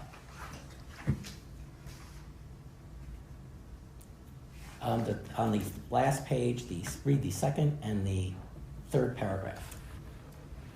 Out loud, please. where it says your letter further? Yes, that part? yes, please. Your letter further states, if these violations are not corrected before August 9th, 2020, the city will proceed with legal action. But I'd like for you to very specifically detail exactly what these corrections you are demanding would entail. What specific corrections are you demanding? If my client had actually posted a real sign at those locations, surely your letter would specifically specify removing the structure, fixture, and placard or device. However, since my client has literally left nothing behind, there is therefore nothing for him to remove. Are you suggesting that my client go back out to the location of the city's unkept, dirty sidewalks adjacent to this dirt he has allegedly already cleaned up? If this is the case, can you please show me any law, statute, case, site, regulation, or code enforcement action that would give the city of St. Petersburg the authority to order any citizen to clean any portion of any public property that they themselves had no part in soiling? Are you asking my client to remove natural built-up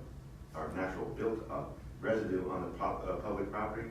There is nothing to correct in this matter other than the city of St. Petersburg's failure to maintain the public common areas.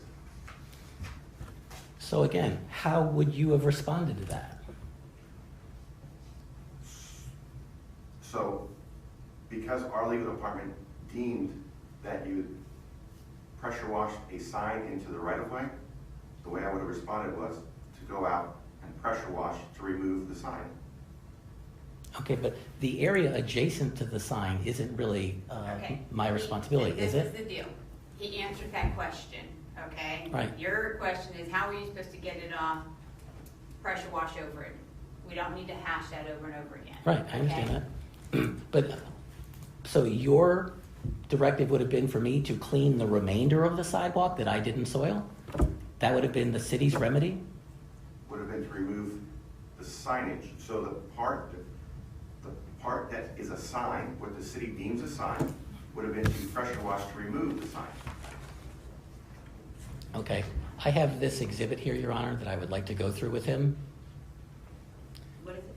It's a piece of paper, just a piece of paper, okay? And if you look at this piece of paper, it has a little, well, it's basically just, for the sake of the first question, it's just a solid piece of paper, okay?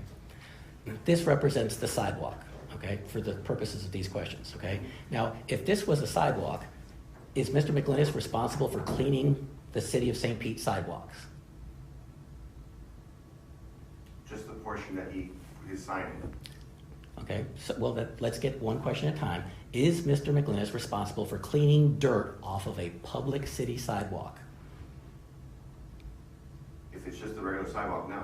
Is there any law that requires citizens to clean public sidewalks? Not that I'm aware of. Is there any law that requires citizens to clean up dirt that they had nothing to do with putting there? Not that I'm aware of. Okay, now just for the sake of this little argument here, I'm going to go ahead and pull this little piece of paper out. And now the sidewalk has a V on it. It's an empty hole in this piece of paper signifying the supposed campaign artwork. Do you understand what I'm talking about here? Okay. So the V, which has been removed from the paper, has now left a hole in the paper, correct? Mhm. Is there anything in that hole? No. You can see right through it, right? Correct. There's nothing there, right? Correct. Okay. So all that's left is the remainder of the dirt around the hole that Mr. Mclynas wasn't responsible for a few minutes ago, according to you, correct? Correct. So can you explain how, if Mr. Mclynas cleaned this portion of the sidewalk, the V, why he would then be responsible for cleaning the rest of the sidewalk that was not his responsibility at all, and as you testified, there's no law or requirement for him to clean it? Again, once the city determined that the area that Mr. Mclynas cleaned became a sign, he needed to clean to remove the sign. But all Mr. Mclynas would have been responsible for is, what, re-cleaning the V? Because the V is all he did. The rest of the dirt was already there. He had nothing to do with that. I've got the point, so let's move on. I want him as the city to answer the question so that I can go through with what I need to go through for my case. And again, you would have to remove the V, so you have to clean so the V disappeared, if that's what was determined to be the sign. But why would I have to remove the V when the V is the only thing that I put there, according to you? The V is already removed. The V is already clean. Okay. So this is the city's dirt. So why would I have to be responsible for cleaning the city's dirt around a V that I had already cleaned, according to you? Because you made it a sign. The city determined the sign. We'll keep going on the same thing and keep answering the same way. So once you made it a sign, then you needed to fix the sign, remove the sign. But the V is the only sign. The empty V is the only sign. That's it, just the V part. That's the sign according to you. So why would, if I only did the V according to you, then why am I responsible for removing anything other than just the actual V or the lettering in Mclynas for sheriff? Because you put the sign there to begin with. Okay, I put the clean according to you, the V, but why am I responsible for cleaning or removing anything other than what you contend I put there? You had the permit to to put the V there. Well, that wasn't the question. Well, that's the way I'm going to respond to you. If you said, how am I going to answer the question and how am I going to come to the conclusion would be, did you get the city's permission, did you get a permit to put the V there to begin with? Okay, well, that didn't happen, so do I need to get a permit to remove the city's dirt? But that's how you would rectify the violation that you created. Well, let's go back to the city codes. on the citation that you wrote, you said signs pressure washed into public sidewalk and areas of public right-of-way. Is there anything in the code that says pressure washing of any signs? Pressure washing sidewalks, cleaning?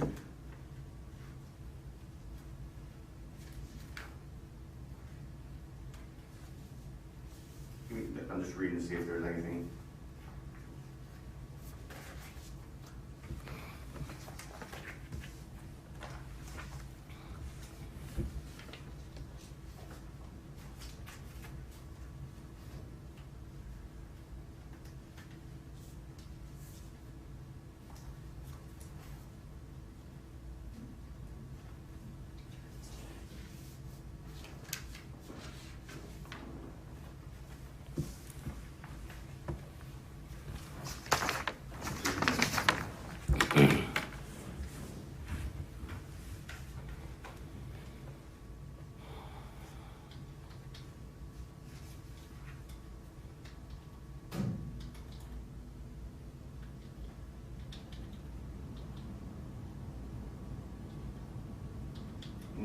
Not that I can see at this time about pressure washing, no.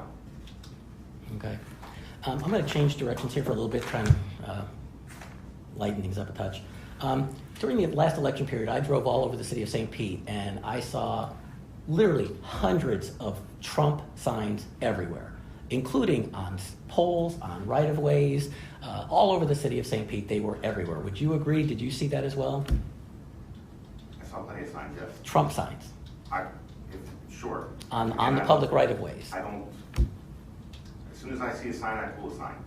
Okay, so you saw these same Trump signs that I saw all over the city of St. Pete on public right-of-ways all over the place. I saw them. They were nailed to telephone poles, they were on sidewalks, they were at corners, they were everywhere. You saw those, did you not?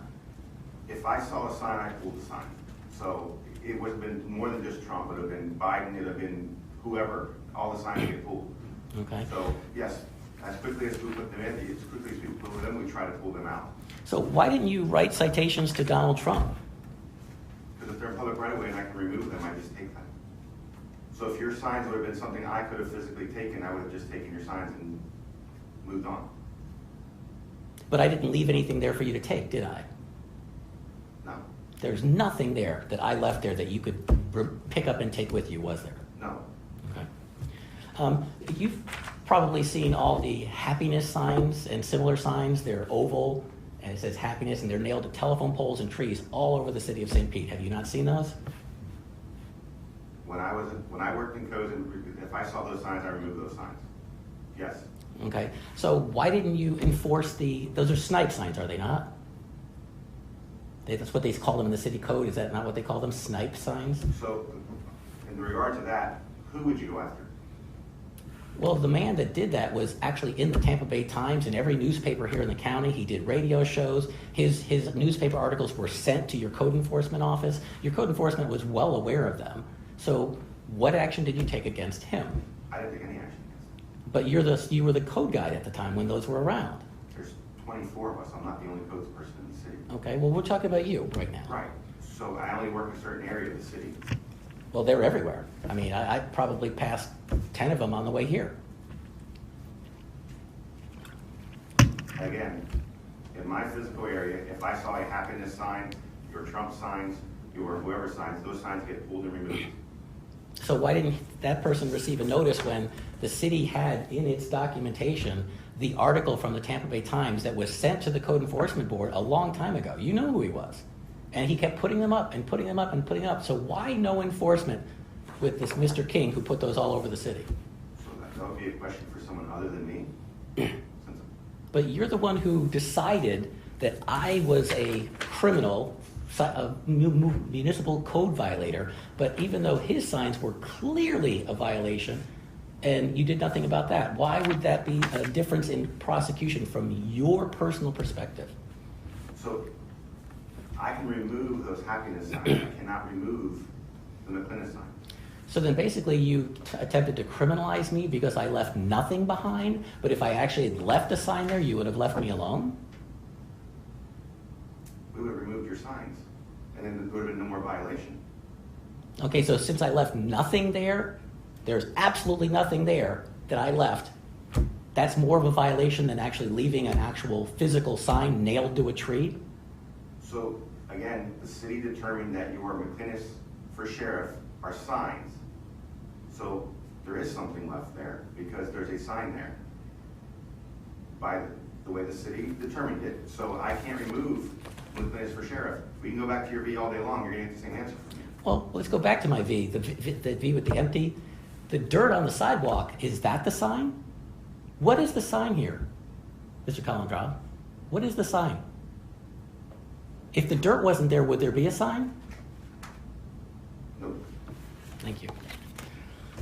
All right, you said that you had been called out to go after this supposed signage, is that correct? I was, say again, I was called out, what do you mean by I was called out? When she first started questioning you about these citations that you issued, she asked you something to the effect of, how exactly did you, wind up doing this? And you said something, well, I was called out to go to these locations. How were you called out to go to these locations?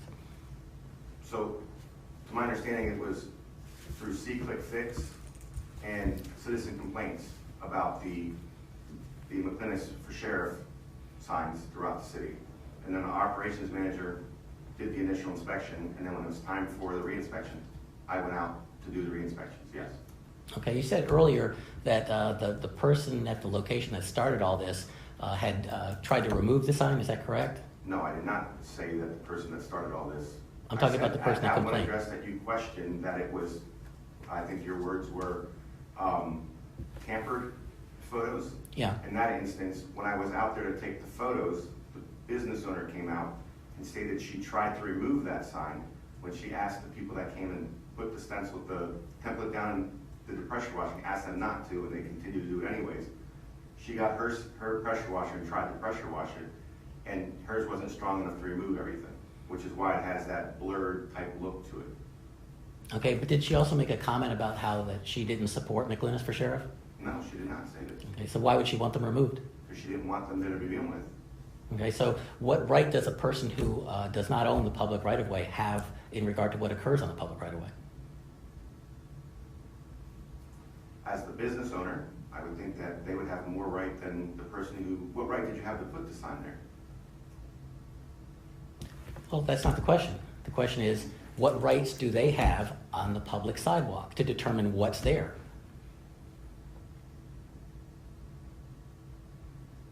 Could you ask that again? I'm not sure I understood that question.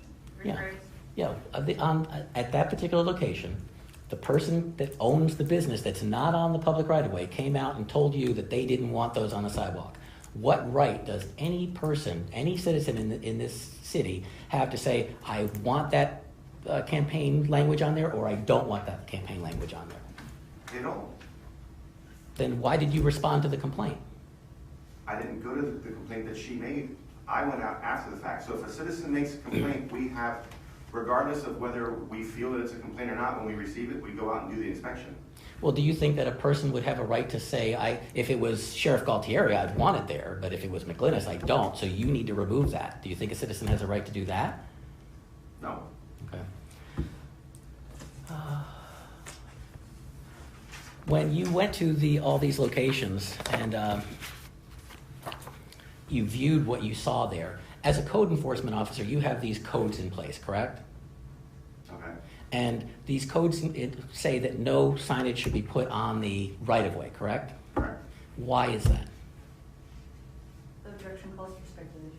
Well, Your Honor, he is the code enforcement officer. He supposedly read and knew all these laws. It was his job to enforce him. Certainly, the reason he's enforcing them is well within his scope of expertise. Bring it down, you're on a roll. What was your question? My question was, why does the city have an ordinance prohibiting any types of signage on the right-of-way? I'll sustain the objection. He's the code enforcement officer. He didn't create it. Well, Your Honor, he's the one that enforces it. Mr. Mclynas, I sustain the objection. Move on to your next question. Right.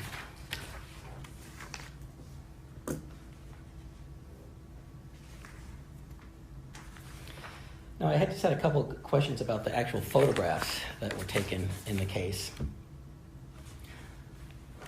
In cases 1143 and cases 1144, there are photographs at two different locations that were taken according to the timestamp on them at the exact same time. So were you in two different locations at the exact same time, 946? I don't know, I have to see the photos. Your Honor, could you please show them the exhibits for case number 1143 and 1144?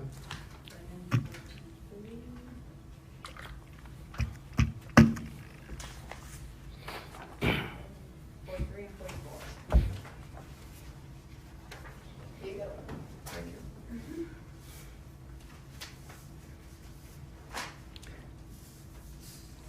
Now, I don't have those in front of me, so I can't reference them, so I'm just going by my notes. You can walk up to them.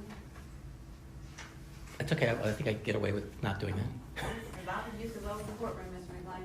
Okay, did they both say for 1143 and 1144 that the photographs were taken at 946? There were a few photos. Yes. Yeah, so they're right across the street from each other. So they're one block apart, right? So I can zoom in and just take a photo from where I'm at. So on citation number 1141, it says 1425. Then 1143, it says 946. Then 1144, it says 946. And then 1145, it says 1309.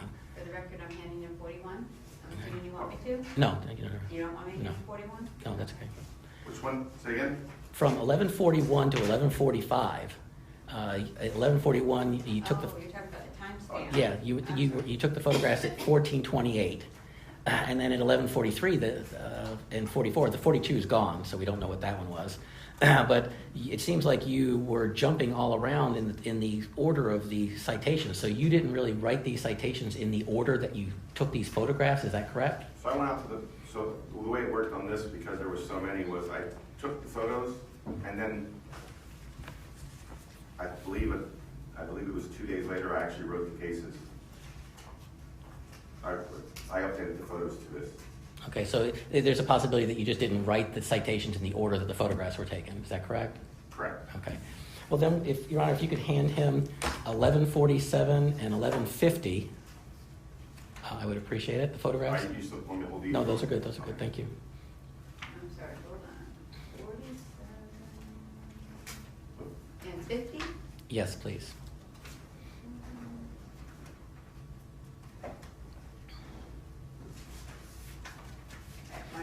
Did he hand me back the other one? Yeah, I just dropped the paper clip, so I had to go pick it Oh, up. okay. And there's those.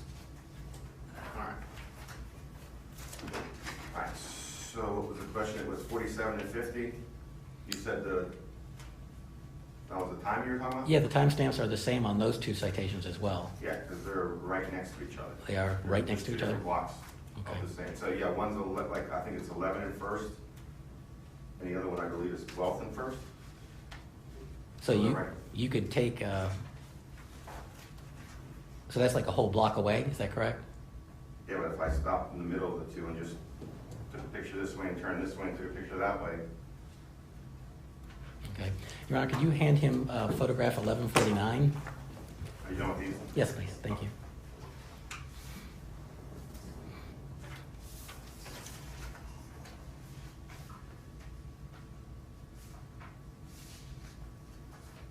Okay. On that photograph, you see the alleged campaign signage there, do you not? Yes. Is there anything else written on the sidewalk there? Yes. What's written there? BLM.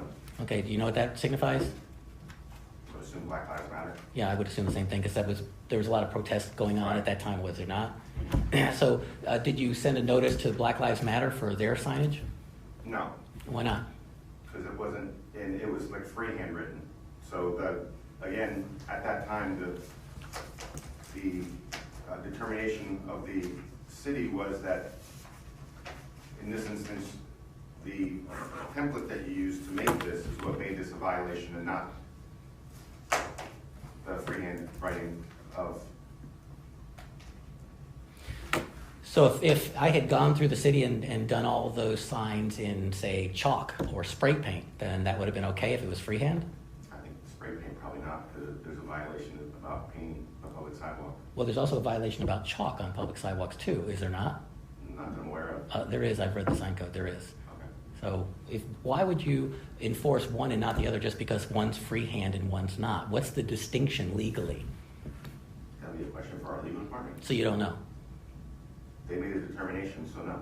So then it could be possible that it's just, we don't want to go after Black Lives Matter, but hey, we don't like this Mclynas guy, let's go after him. Could it not have been a consideration? No, since. How do you know that was not a consideration? Because the BLM was not written in a template, it was freehanded in chalk, opposed to a template, which again, was the reasoning that was given to me to why it was a violation. So the reason that, could you please explain who told you that? I don't know, you know what this, Yes, thank you. my operations manager, And who was that? Joe Up. So he's the one that told you we're not going to go after BLM, Black Lives Matter, but we're going to go after Mclynas because he used a template? No, not, Black Lives Matter never even came up. But you just said it did come up because you were discussing the fact that it was freehand and done in chalk. So it did come up, did it not? No, that was me. The reason why we wrote yours was because it was a template, and the Black Lives Matter was chalk. If I go in the neighborhood and I see a kid that drew something in the sidewalk, we don't cite it because it's chalk. So you made the determination that we're going to go after Mclynas, but we're not going to go after Black Lives Matter. Is that correct? No, So who made that determination then? Joe Wall. Okay, so then you did have a conversation Not about on that. Black Lives Matter. The Black Lives Matter, yes, I see what you're saying now. Okay, yes. So, and then it's, I guess, yes, then I would have made a determination that we didn't go after Black Lives Matter because it was written in chalk. But the Mclynas one was not, the case was already, moving forward at that point. But the Black Lives Matter sign was actually, they actually left something on the sidewalk, didn't they? Sure. They put something there and it was left there. But the Mclynas one, there was nothing on that sidewalk, was there? A sign. But there's literally nothing there A sign. other than the city's dirt. That was still determined to be a sign. Okay, so basically, if Mclynas had written everything in chalk and done it freehand, you would have been perfectly fine with that. Again, at this point, I would say yes. Okay, so the city doesn't care if Mclynas for sheriff is written all over the sidewalks. Their only concern was the fact that it was done in a template form. I would, again, I'm not speaking, at this point, I'm saying it would be, if you would have written it throughout the city, it would have been, did you pull a permit to write it throughout the city? So I don't understand the difference. Could you please explain the difference to me? Why a template would require no permit and a chalk would require a permit, or the other way around? So it is difficult to go, kind of getting back to what you said originally, if somebody would have freehanded Mclynas for sheriff in the sidewalk, it's hard to come after you for Mclynas for sheriff if somebody just randomly wrote it. But when a template was used, then the presumption is that it was the campaign, in this instance, you as the responsible party for the campaign, for the signs. Okay. Now, I'm going to ask you a question. It might be kind of difficult to understand, and if it is, just please explain, tell me you're not understanding my question. My question goes to the reason for the St. Pete ordinance and your enforcement of these ordinances. If you have a campaign sign and it's stuck on the corner of a intersection, it's a big sign, and when you pull up to the intersection, there's an obstruction of the traffic, that would be an infraction that would concern you, would it not? It would be a visibility triangle. Yeah. Yeah. Would that be one of the reasons why the city doesn't have has a sign ordinance not on public right-of-ways for safety reasons? I don't know. I honestly can't answer that question because I'm not privy to why we write codes. Okay, so a city has the right to do code ordinances for. Can I do a quick timeout? Yeah. Because I just need to get things caught up. You Okay. have a letter you want in and something else that you wanted to be done. Can we get those in so that we can, my clerk can get those marked correctly? Well, this is actually her letter, and I don't really think I have the right to take it, but I would like to enter it into evidence. Can he have that letter, or do you want my The assistant to city make would a copy of actually it? like to enter the letter in as city's exhibit 3. All right, so If if you we have, may mark it. Do you have a problem with the city introducing that letter? No, Your Honor, if I enter it, she should be able to enter it. All right, then, let's mark that, let's enter that into evidence as city's exhibit number 3 on all the cases. Hand that to Madam Clerk. Then there was something else you were talking about and using that I'm losing track of. The letter your attorney sent to him. Yes, I would like You want to. that letter introduced? Yes, I would. Do you have any objections? No, Your Honor, that was actually the letter I was talking about. Oh, no. I'm looking for, the first letter was the violation code, a violation at that house. Oh, yes, the city's not looking to enter that into evidence, but has no objections if Mr. Mclynas wants to. But I think Mr. Mclynas wanted to. Yes, I would like to enter that Okay, into you evidence. have that Well, letter. I see, this is where not being a lawyer is a concern to me. Because if I don't, is his testimony and the questions about that letter less of a form of evidence? Is it weaker if it isn't submitted? Does it carry the same weight because he testified about the contents of the letter without entering it? I know you can't give me legal advice. But. No, what I'm telling you is that I have given you quite a bit of hints that I want to see the darn letter, okay? So I'm thinking if the judge is kind of hinting about the fact that the judge wants to see the letter, that maybe you take my hint. There you go. Okay? So. Yes. Yes, I wanted to see the letter. So everybody's talked about it. I'm the fact finder. I like to see the letter, okay? So, do you have any objections from it? And this is the violation? That's the violation letter that I've looked at, that you guys have all talked about. I have no objections to that, Your Honor. Okay, so why don't we introduce, are you introducing that, Mr. Mclynas, as defendant's exhibit number 1? Yes, and I have hers here. Is this yours? Yes, but it So was I have hers it's taken here. from his motion, so I don't need it. Okay, so. Okay, so can I have that to make sure we have the right thing that Yes, I'm you can. talking about? Before you mark things, Madam Clerk. Okay. Okay. No, wait, take this break. Do I have enough time to go downstairs and get a replacement bottle of water? We're going to take a break because I know this gentleman's probably needs to break. I need a break. My clerk probably needs a break, and pretty soon we're going to break for lunch. Because I know my meeting's went up. Okay. Sorry about that. So I went back through 2 election cycles, and there was not a single case against a political candidate for that, for an MOV being brought to court. Are you familiar with any reason why I was handpicked out of all the candidates that ever ran for election over an 8-year period of time in St. Pete for this type of action? Can't speak on behalf of the city for that. All I can assume at this point is that in prior instances, we had the ability of removing the signs. And in this instance, we didn't have the ability for us as a physical investigator just to go there, grab the signs, and then move on. And why was that? Because I can't pick up the sign on the ground that's on the sidewalk. Because there's nothing there to pick up? There's nothing there to pick up. Okay. So in the all the time that you were in the code enforcement, you don't recall ever coming to a hearing like this for a candidate? No, not me myself personally, no. Okay. In some of the emails that I was provided in this case, the people in St. Pete are talking about we should MOV Mr. Mclynas because he's litigious, and that way Devin Haggett could go ahead and handle him in the courtroom. Were you aware of any types of conversations that were going on along those lines? Not that I'm aware of. I don't believe that any of those type of emails would have. I think you did a public records request, and I handed over everything that was mine. Mm-hmm.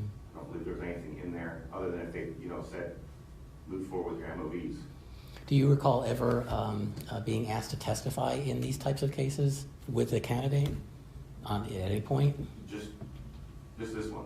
Okay. The people that you work with, do you recall any of them ever being called in to go to an MOV hearing and testify in a case like this for a candidate?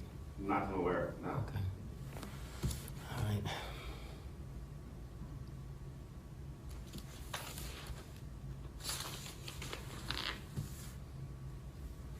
Just give me just a second.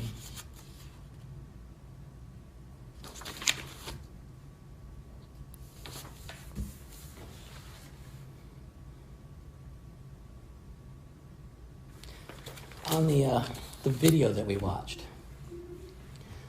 did you see any of those signs that in any way caused any type of danger to the public? Not that I'm aware of. Okay. If there's nothing there, there's nothing really to trip over, is there? No. There's nothing that could impede the view. No. As far as aesthetics go, it's just cleaner in that section than the rest of the sidewalk, is it not? Yes. Okay. The only thing that I would add to that is potentially somebody driving by may get distracted by what's on the sidewalk and lose sight of the roadway. Potentially. And that's based on some type of traffic study that you're aware of, or that people read flat things on sidewalks? I think that's just common knowledge that when there's something that may distract you, whether it be a sign or somebody walking that you potentially catches your eye because they're throwing a sign around or anything, that somebody may lose, quickly take a quick peek to see what it is and then lose sight of the road. Well, You said potentially, that's what I'm saying. So you said that you asked the potential, so that there is a potential. so the people that throw and spin the signs off that stand right on the corner, they could be a pretty serious danger to traffic, right? Sure.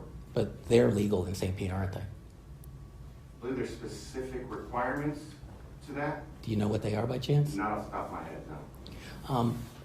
After doing some of the research and review on that, from what I was able to tell, it looked like the fact that the person was physically holding the sign, according to the things I read, it became a free speech issue of whether or not the person could communicate that message, and that's why it's not illegal. Do you see a difference between a political campaign free speech and the free speech of that person sitting there spinning a sign out, causing an actual harm or actual distraction? I would say that if you had 30 people holding 30 signs that said Mclynas for sheriff on this right away, that would not be the issue because it's a free speech thing. But the pressure washing of the Mclynas for sheriff in the right of way, again, the city determination was that it was a violation of the city ordinance. So in that regards, then yes. Okay, but you're not aware of exactly why they did that. Why they determined this was and that wasn't, other than the fact that a template was used. But legally, you're not aware of why they made the determination, are you? Yes, the legal department made that. Again, Okay. from my understanding, it was the legal department that, when our operations manager had the conversation, that was the determination. Did Joe Waugh, I don't know if I'm pronouncing that. Waugh. Did you ever have any conversations with him regarding me personally, not the campaign artwork, just me and the fact that I was running for sheriff? Not that I'm aware of. Did you hear anybody at all discuss my campaign as sheriff while you were going through this entire process? I'm sure there's a possibility that somebody had a conversation, but nothing that I would have been a part of. Mm-hmm.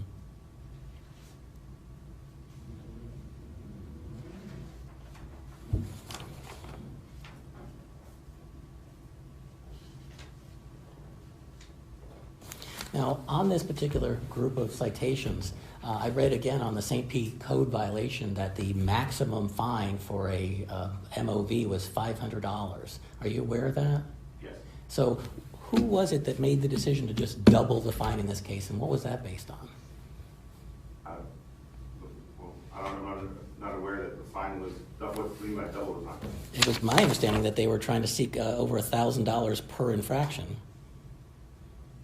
No. Well, I again, wouldn't be privy to that part in this instance, but I thought they were like $100 and some a piece. Yeah, normally you'd think they would be, but I'm no. looking at the notice of year, just my 2 cents in here, it says fine, $143. Okay.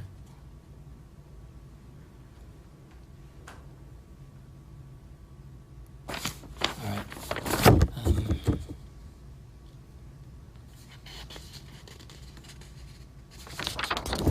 So on this day, August 12th, when you went and took all these photographs, did you have a complaint from each one of those locations?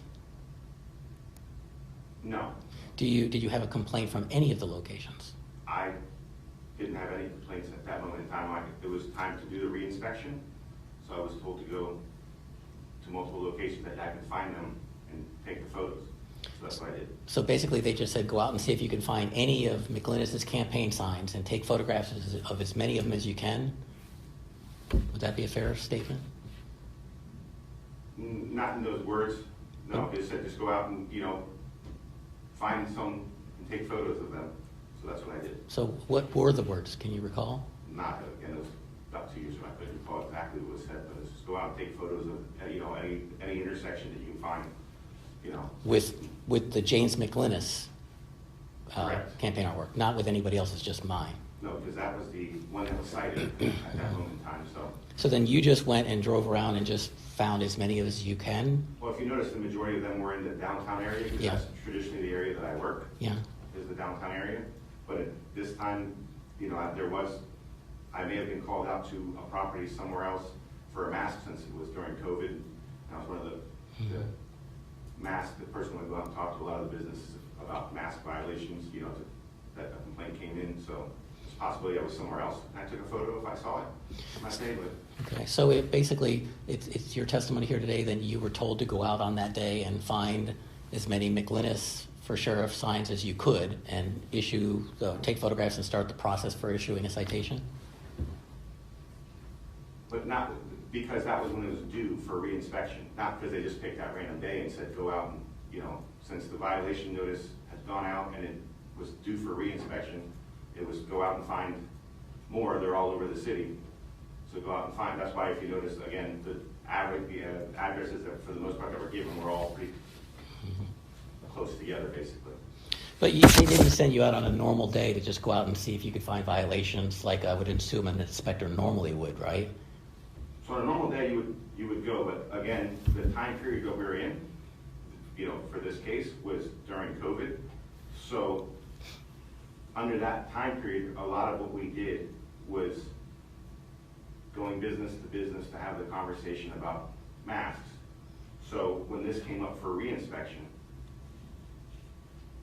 the majority of the pictures were where they were because that's where I was working and talking to the businesses about making sure that they were wearing, you know, that they had to wear a mask. That time their customers had to wear masks to come into their establishment and, you know, have that conversation so that they were aware that there was a city emergency order in place in regards to that. So someone at the St. Pete City Code decided that instead of enforcing the pandemic safety code to keep people alive, they thought that your time would be better spent going out trying to find Mclynas' campaign, quote unquote, signs? Objection argumentative. Overruled. Dr. McGee, you said it about 3 times, and I did get the point, and I've written it down. So I'll give you a little bit of leeway, Mr. Mclynas, but I'll move on after this, Your Honor. Thank you. I appreciate it. So again, we have I'll just use this piece of paper just as an example. This piece of paper has all of my inspections that are due that were already on the schedule. So you were to take care of those, but in between, go talk to businesses about their masks, you know, the mask policy, the mask mandates that were in place.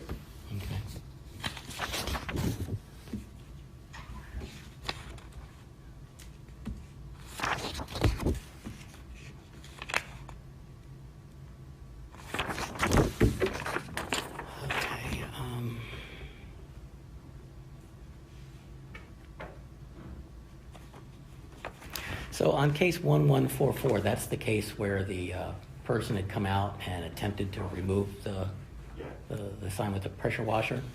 On that particular sign, obviously an effort was made to remove that particular offense, and you still wrote the citation there anyway, didn't you? Correct. And why was that? Because it's still there. So if Mr. Mclynas went to the locations and tried to power wash that stuff off and made an attempt to clean it up, you still would have wrote him a citation anyway? It would have still been there. But it's a degree of opacity, is it not? Again, either is or isn't. You know, so I hear what you're saying, but if it's still visible, then the violation would still be there. So basically, with all of these, the dirtier the sidewalk and the less St. Pete did their job in public maintenance, the more egregious the violation?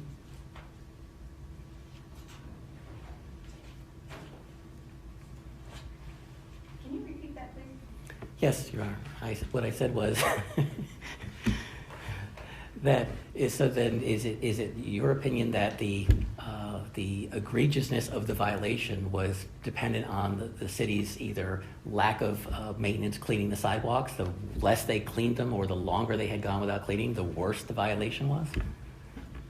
I think in this particular instance, the lack of having a good pressure washer by the business owner is why that, again, because they attempted to remove it. If they would have had a better pressure washer, I would assume at this point that that violation at that particular location would not have been there because they would have had successfully removed the sign. Now, the dirt that was on the sidewalk that rendered this process possible accumulated on the sidewalk naturally, correct?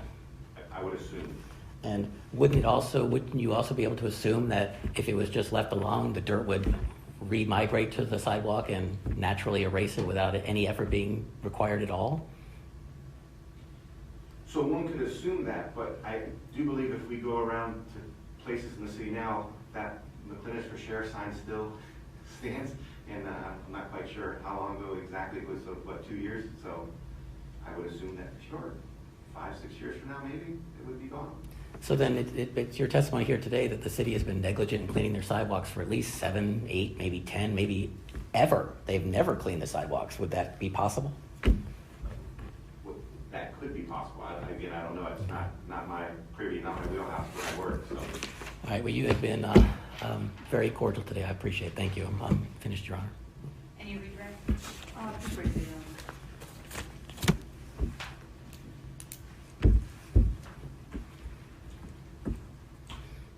Mr. Collier, did you personally take photographs and observe the sign on the right of way should the 19 tickets? Yes. And did you? I'm sorry. I did not hear the end part of that question. On the 19 tickets in this case? If he personally took photos and observed the signs in the right of way in each of the 19 cases. But I'm sorry, she said something about and issued the citations. Did you say that? No, I was getting into my next Okay, I'm question, sorry. so let's see if that answers your question. Okay. Did you personally review the information contained in the notices to appear the actual physical tickets and confirm that the information contained in them was true by affixing your signature to those tickets? Yes. And when a violation is discovered and violation notice sent out, is the city required to tell that particular violator how to correct the violation? No.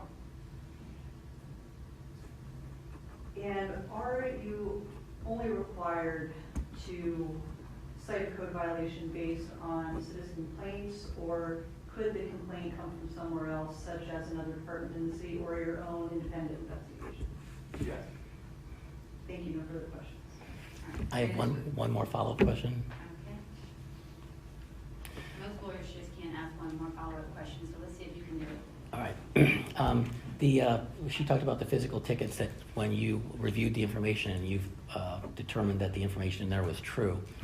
Earlier today, we were asking you about why certain information in there is true, like what was the offense, what was the code, what was the exact, and you said you didn't know because WA had created that document. So my question to you is, how can you certify that something is true if you don't even know why it was put in there? What part was I not sure was put in there? You asked me if I wrote those MOUs. I said I didn't physically write them. No, I signed them. Well, like as an example, it says that you swear that the below-named defendant did it, and then you came back and you said, no, you don't have any proof that the below-named defendant did it, but you swore and affirmed that he did. And then when we talked about the signs, pressure washing the sidewalk, and the public right-of-way, I asked you about the codes that specific thing was, and you said you weren't sure, you didn't know. She objected that it was a legal question. So if these are all your stuff and this is all your information, how can you review it to see if it's true if you don't even know how the information came to exist? How did you know it was true if you can't even answer the question about the code or the fact that I wasn't there but you said I was? What are you certifying is true? Certifying is true that the violation of the city found it to be, deemed it being a violation. The template made this a signed violation, and that the sign was a Mclynas for sheriff sign, and with our research, that led back to you as Mclynas for sheriff. So when I signed those, yes. Okay, thank you. No further questions, Your Honor. All right, may this witness be excused? Yes, Your Honor. All right, you may be excused. Thank you. All right, City, have any other witnesses? No, Your Honor. And you said you had some others that you wanted to introduce? Actually, that was the letter from Attorney Theophilopoulos, and that's already been entered. Okay. All right, so at this point, Mr. Mclynas, we are at the judgment of acquittal stage or the civil citation. I guess it would be directed verdict stage. Either way, it's the same issue. Do you have anything you want to argue to the court? I'm sorry, I didn't hear you. It was kind of a little mumbly. I apologize.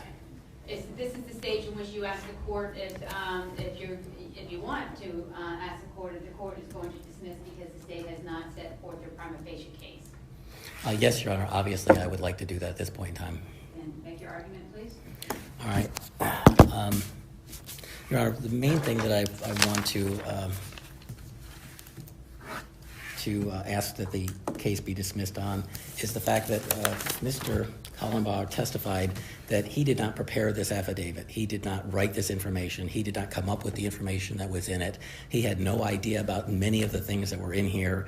He had no firsthand knowledge that I had done any of this, even though he swore and affirmed that I did. And then he signed his name to the bottom of a document that he didn't even create.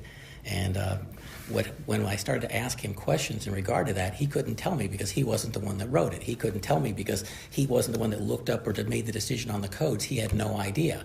And when the city takes a citation like this and they present it to someone in court, the person that signs on the bottom of it is supposed to be the one that can come and testify about the contents of what they swore and affirmed to. And when they bring in somebody that just signed it and somebody else created it, that puts me at a disadvantage to not be able to cross-examine the people that actually came up with the information that was in there, made the decisions on the information that was in there, and it puts me in a position where I can't get a thorough examination of the witnesses who actually created this or came up with this information. So based on that fact alone, I would like all of these cases to be dismissed. Anything else you want to add? Well, for other reasons, yeah. I mean, add the issue is whether they met their case. Anything else you want to add on that? well, here's again where does she get to keep interjecting new evidence in this? No, she's done. She's rested her case. Is that correct? And I haven't completely rested Oh, my I case, thought but you I'm not. rested. I'm done with that witness. I wasn't sure if that's what you meant. Oh, no, that's why I asked if you had any other witnesses, and you said no. I presumed that you had rested. Maybe that I'm sorry. No, I just wanted to have an opportunity to talk a little bit about the letter from Mr. Theophilopoulos, but I imagine I would get an opportunity to do that a little bit later down the line. This is just JOA, or directed verdict JOAs. I don't know what they call it on civil infractions, but it's the same step. You're done with your case, right? Yes. You're just not done with Everything's your... been entered, yes. Okay, so the city's rested. Yes. All right, that's what I thought. When the city rests, they have the burden.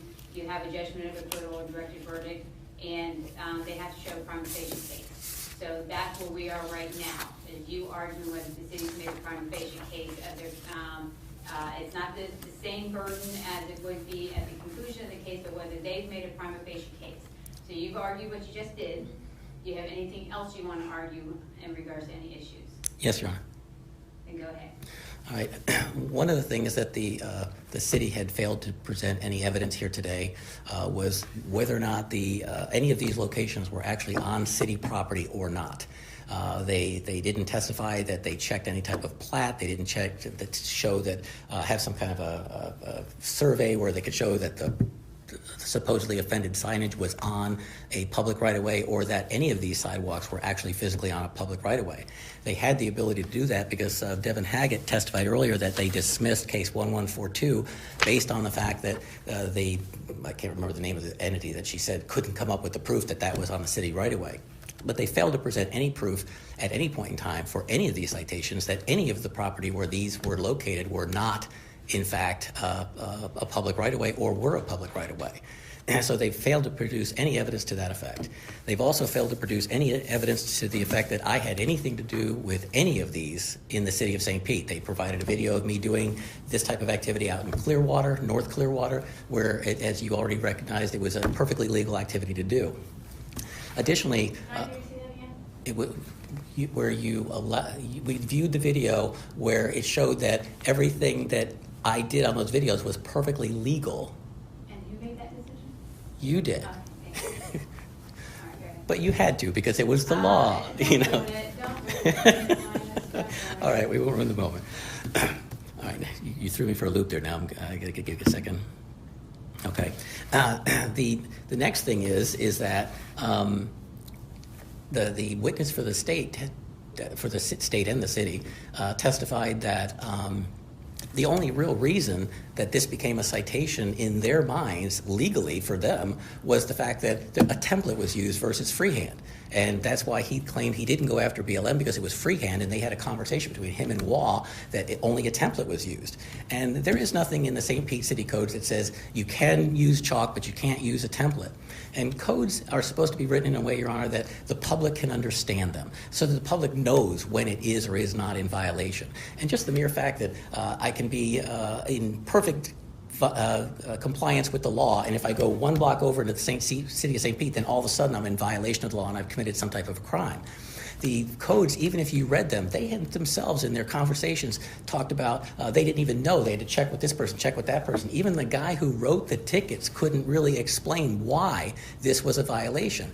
And people above him had those conversations, but she did not bring any of those people in here as a witness to testify why they made those determinations, and he simply testified he doesn't know because he didn't make the determination. And so that does not give me the ability to go cross-examine them and find out why these decisions were made behind the scene. They sent this poor guy down here to try and carry the weight for all of them. And I don't think that provides me with an opportunity for a fair trial.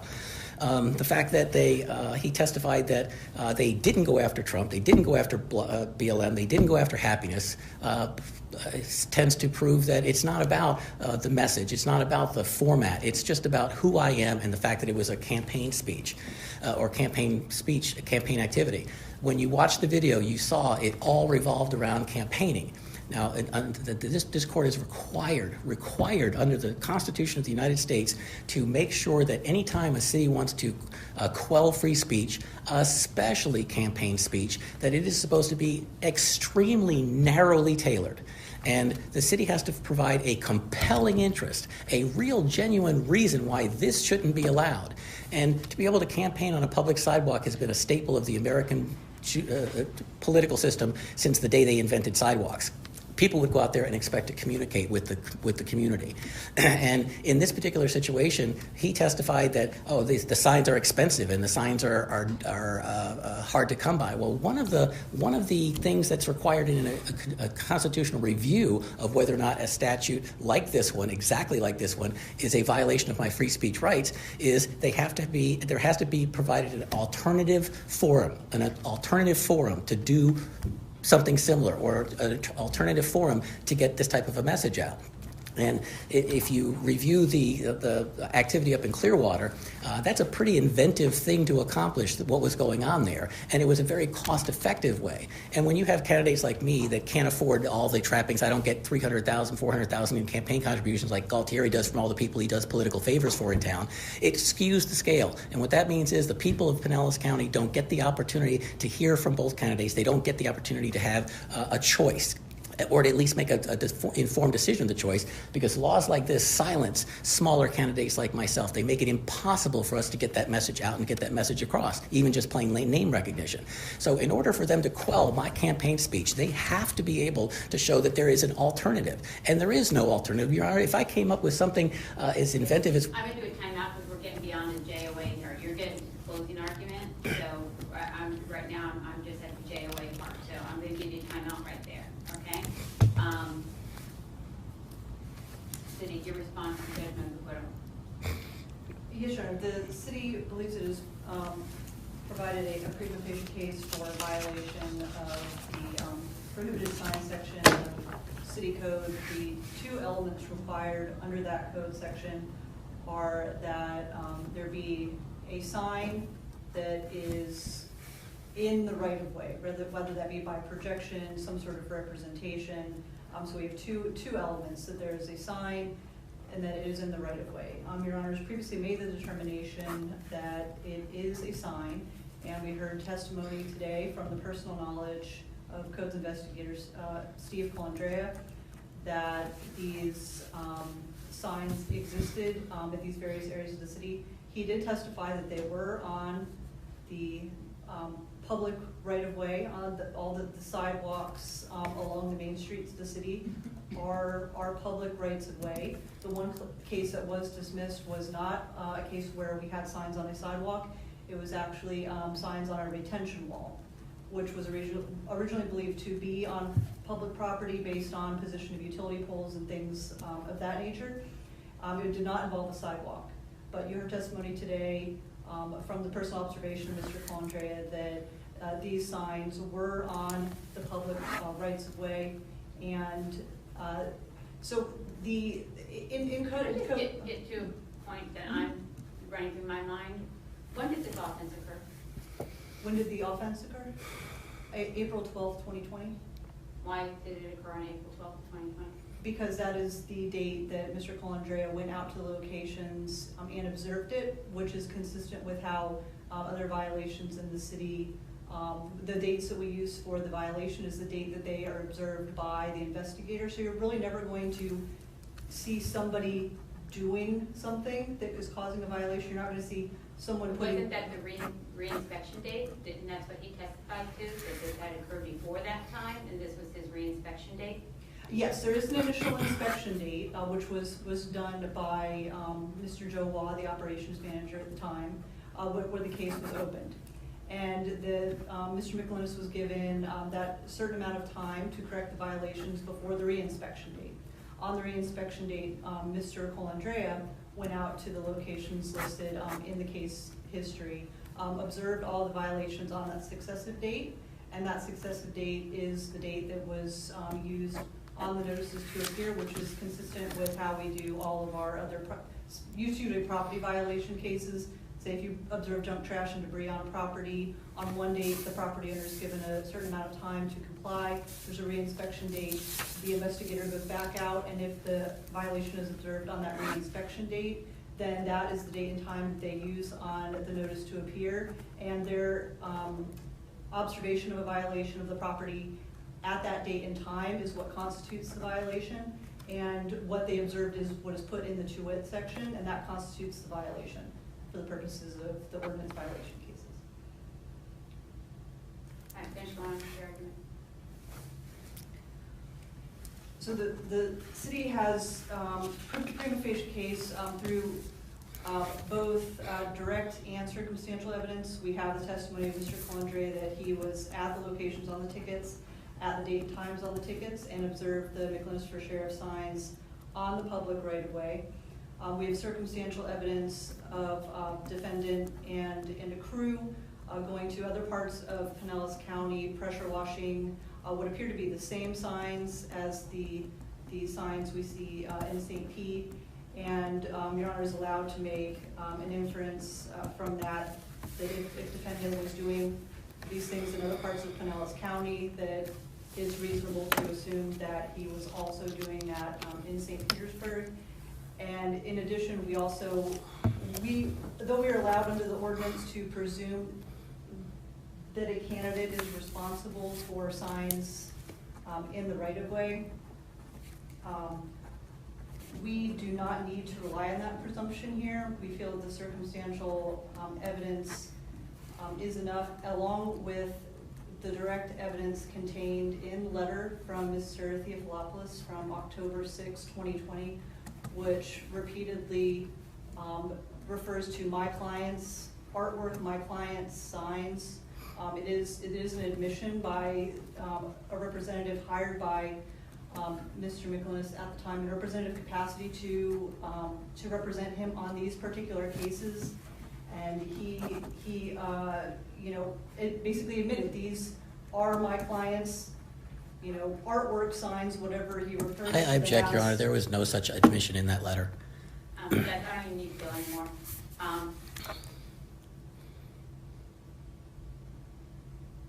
you like me? The city, no, I'm ruling on the JOA.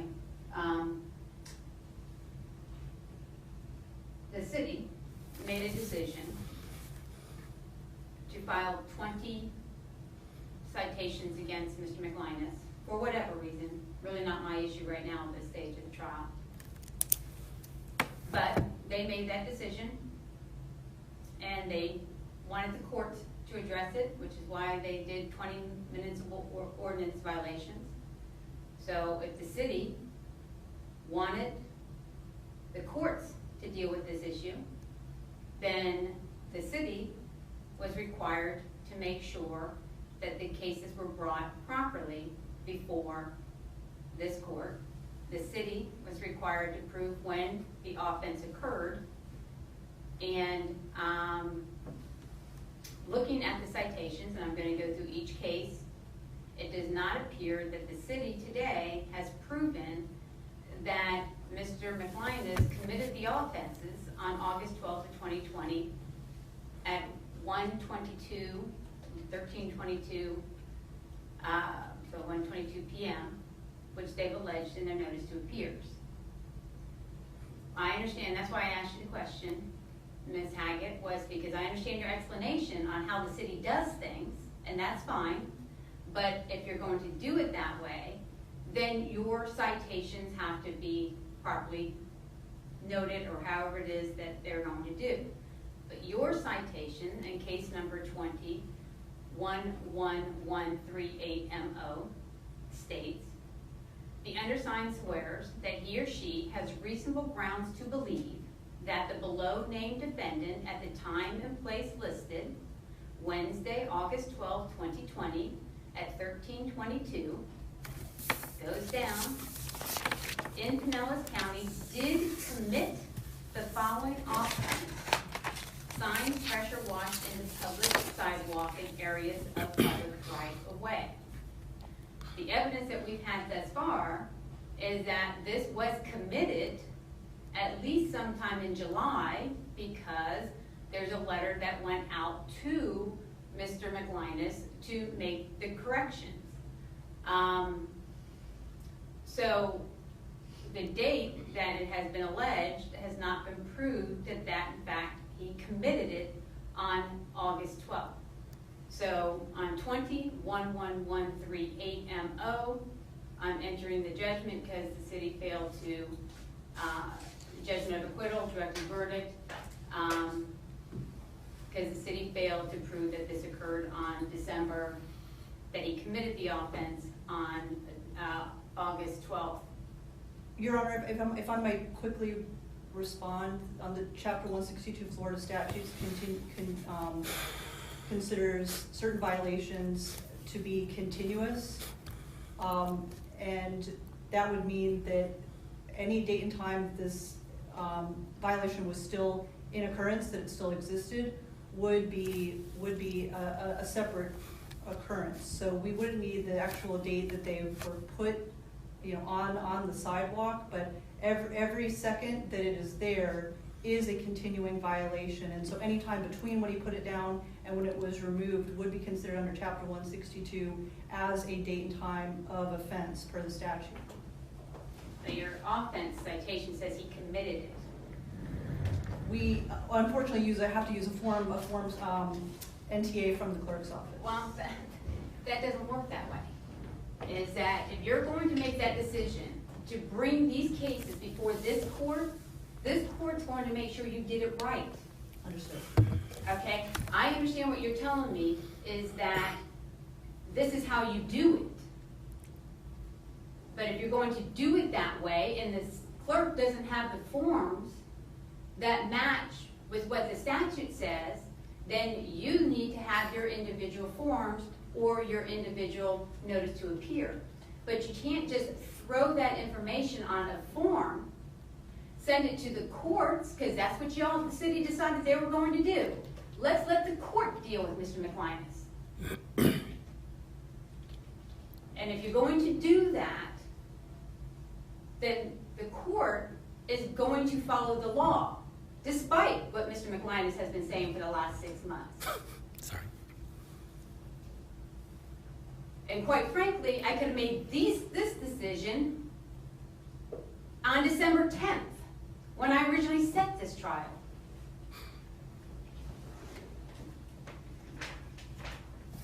And I'm not mad at you, Ms. Haggett, I'm just mad at this whole situation. I understand your own. What the city's done and what I have had to deal with, and Mr. Judge Carballo has had to deal with. And if you are going to hold Mr. Mclynas to a certain standard, you all have to be held to your standard also, and that is to properly bring these before the court. And if the forms don't fit, then don't think I'm going to fix it for you, because I am going to follow the law. Understood. And your form says he committed it on that day. And I know the evidence thus far has shown that he committed it before that day. And I'm using the term he because we still know that have that whole presumption issue that I don't have to address. I'm on case number 20-11139MO. Again, says the exact same thing, that the undersigned swears that he or she has reasonable grounds to believe that the below named defendant at the time and place listed, Wednesday, August 12, 2020 at 10:23 a.m. did commit the following offense. The evidence has shown that the offense was committed before that date. Dismiss that case. State has failed to prove that it occurred on that date. Now what you just heard the judge do is she's going to read off the 20 different charges. I am not going to let you hear every single one because every single one was dropped because this is bullshit. He cleaned the goddamn sidewalk. What the fuck? Over a year in court for this shit for cleaning a sidewalk. We are not free. Mr. Mclynas, a lesson for you to learn is that you say anything you want about me, but I will tell you what everybody says about me. I don't put up with nonsense in my courtroom, but I am an extremely fair judge. I follow the law, and that's how I sleep at night. And I don't want to hear anything because I've had enough of 6 months of being called everything but a fair judge. I would like to just say one thing, and that is that I hope you can understand in the position that I was placed in, Your Honor, I had an obligation to myself in my case to preserve every element of appeal, and that's what I was doing. Nothing personal. As a judge, I can't take things personal, Ms. Mclynas. What we deal with every single day, you have no idea. And many of it's very good. You sit in my courtroom, I invite you to come to my courtroom, Mr. Mclynas, but this is the point. You can preserve your record without having an intemperate personality. And the way you presented and how the allegations you've made against myself, Judge Carballo, and I don't care, he's not this issue, it's me.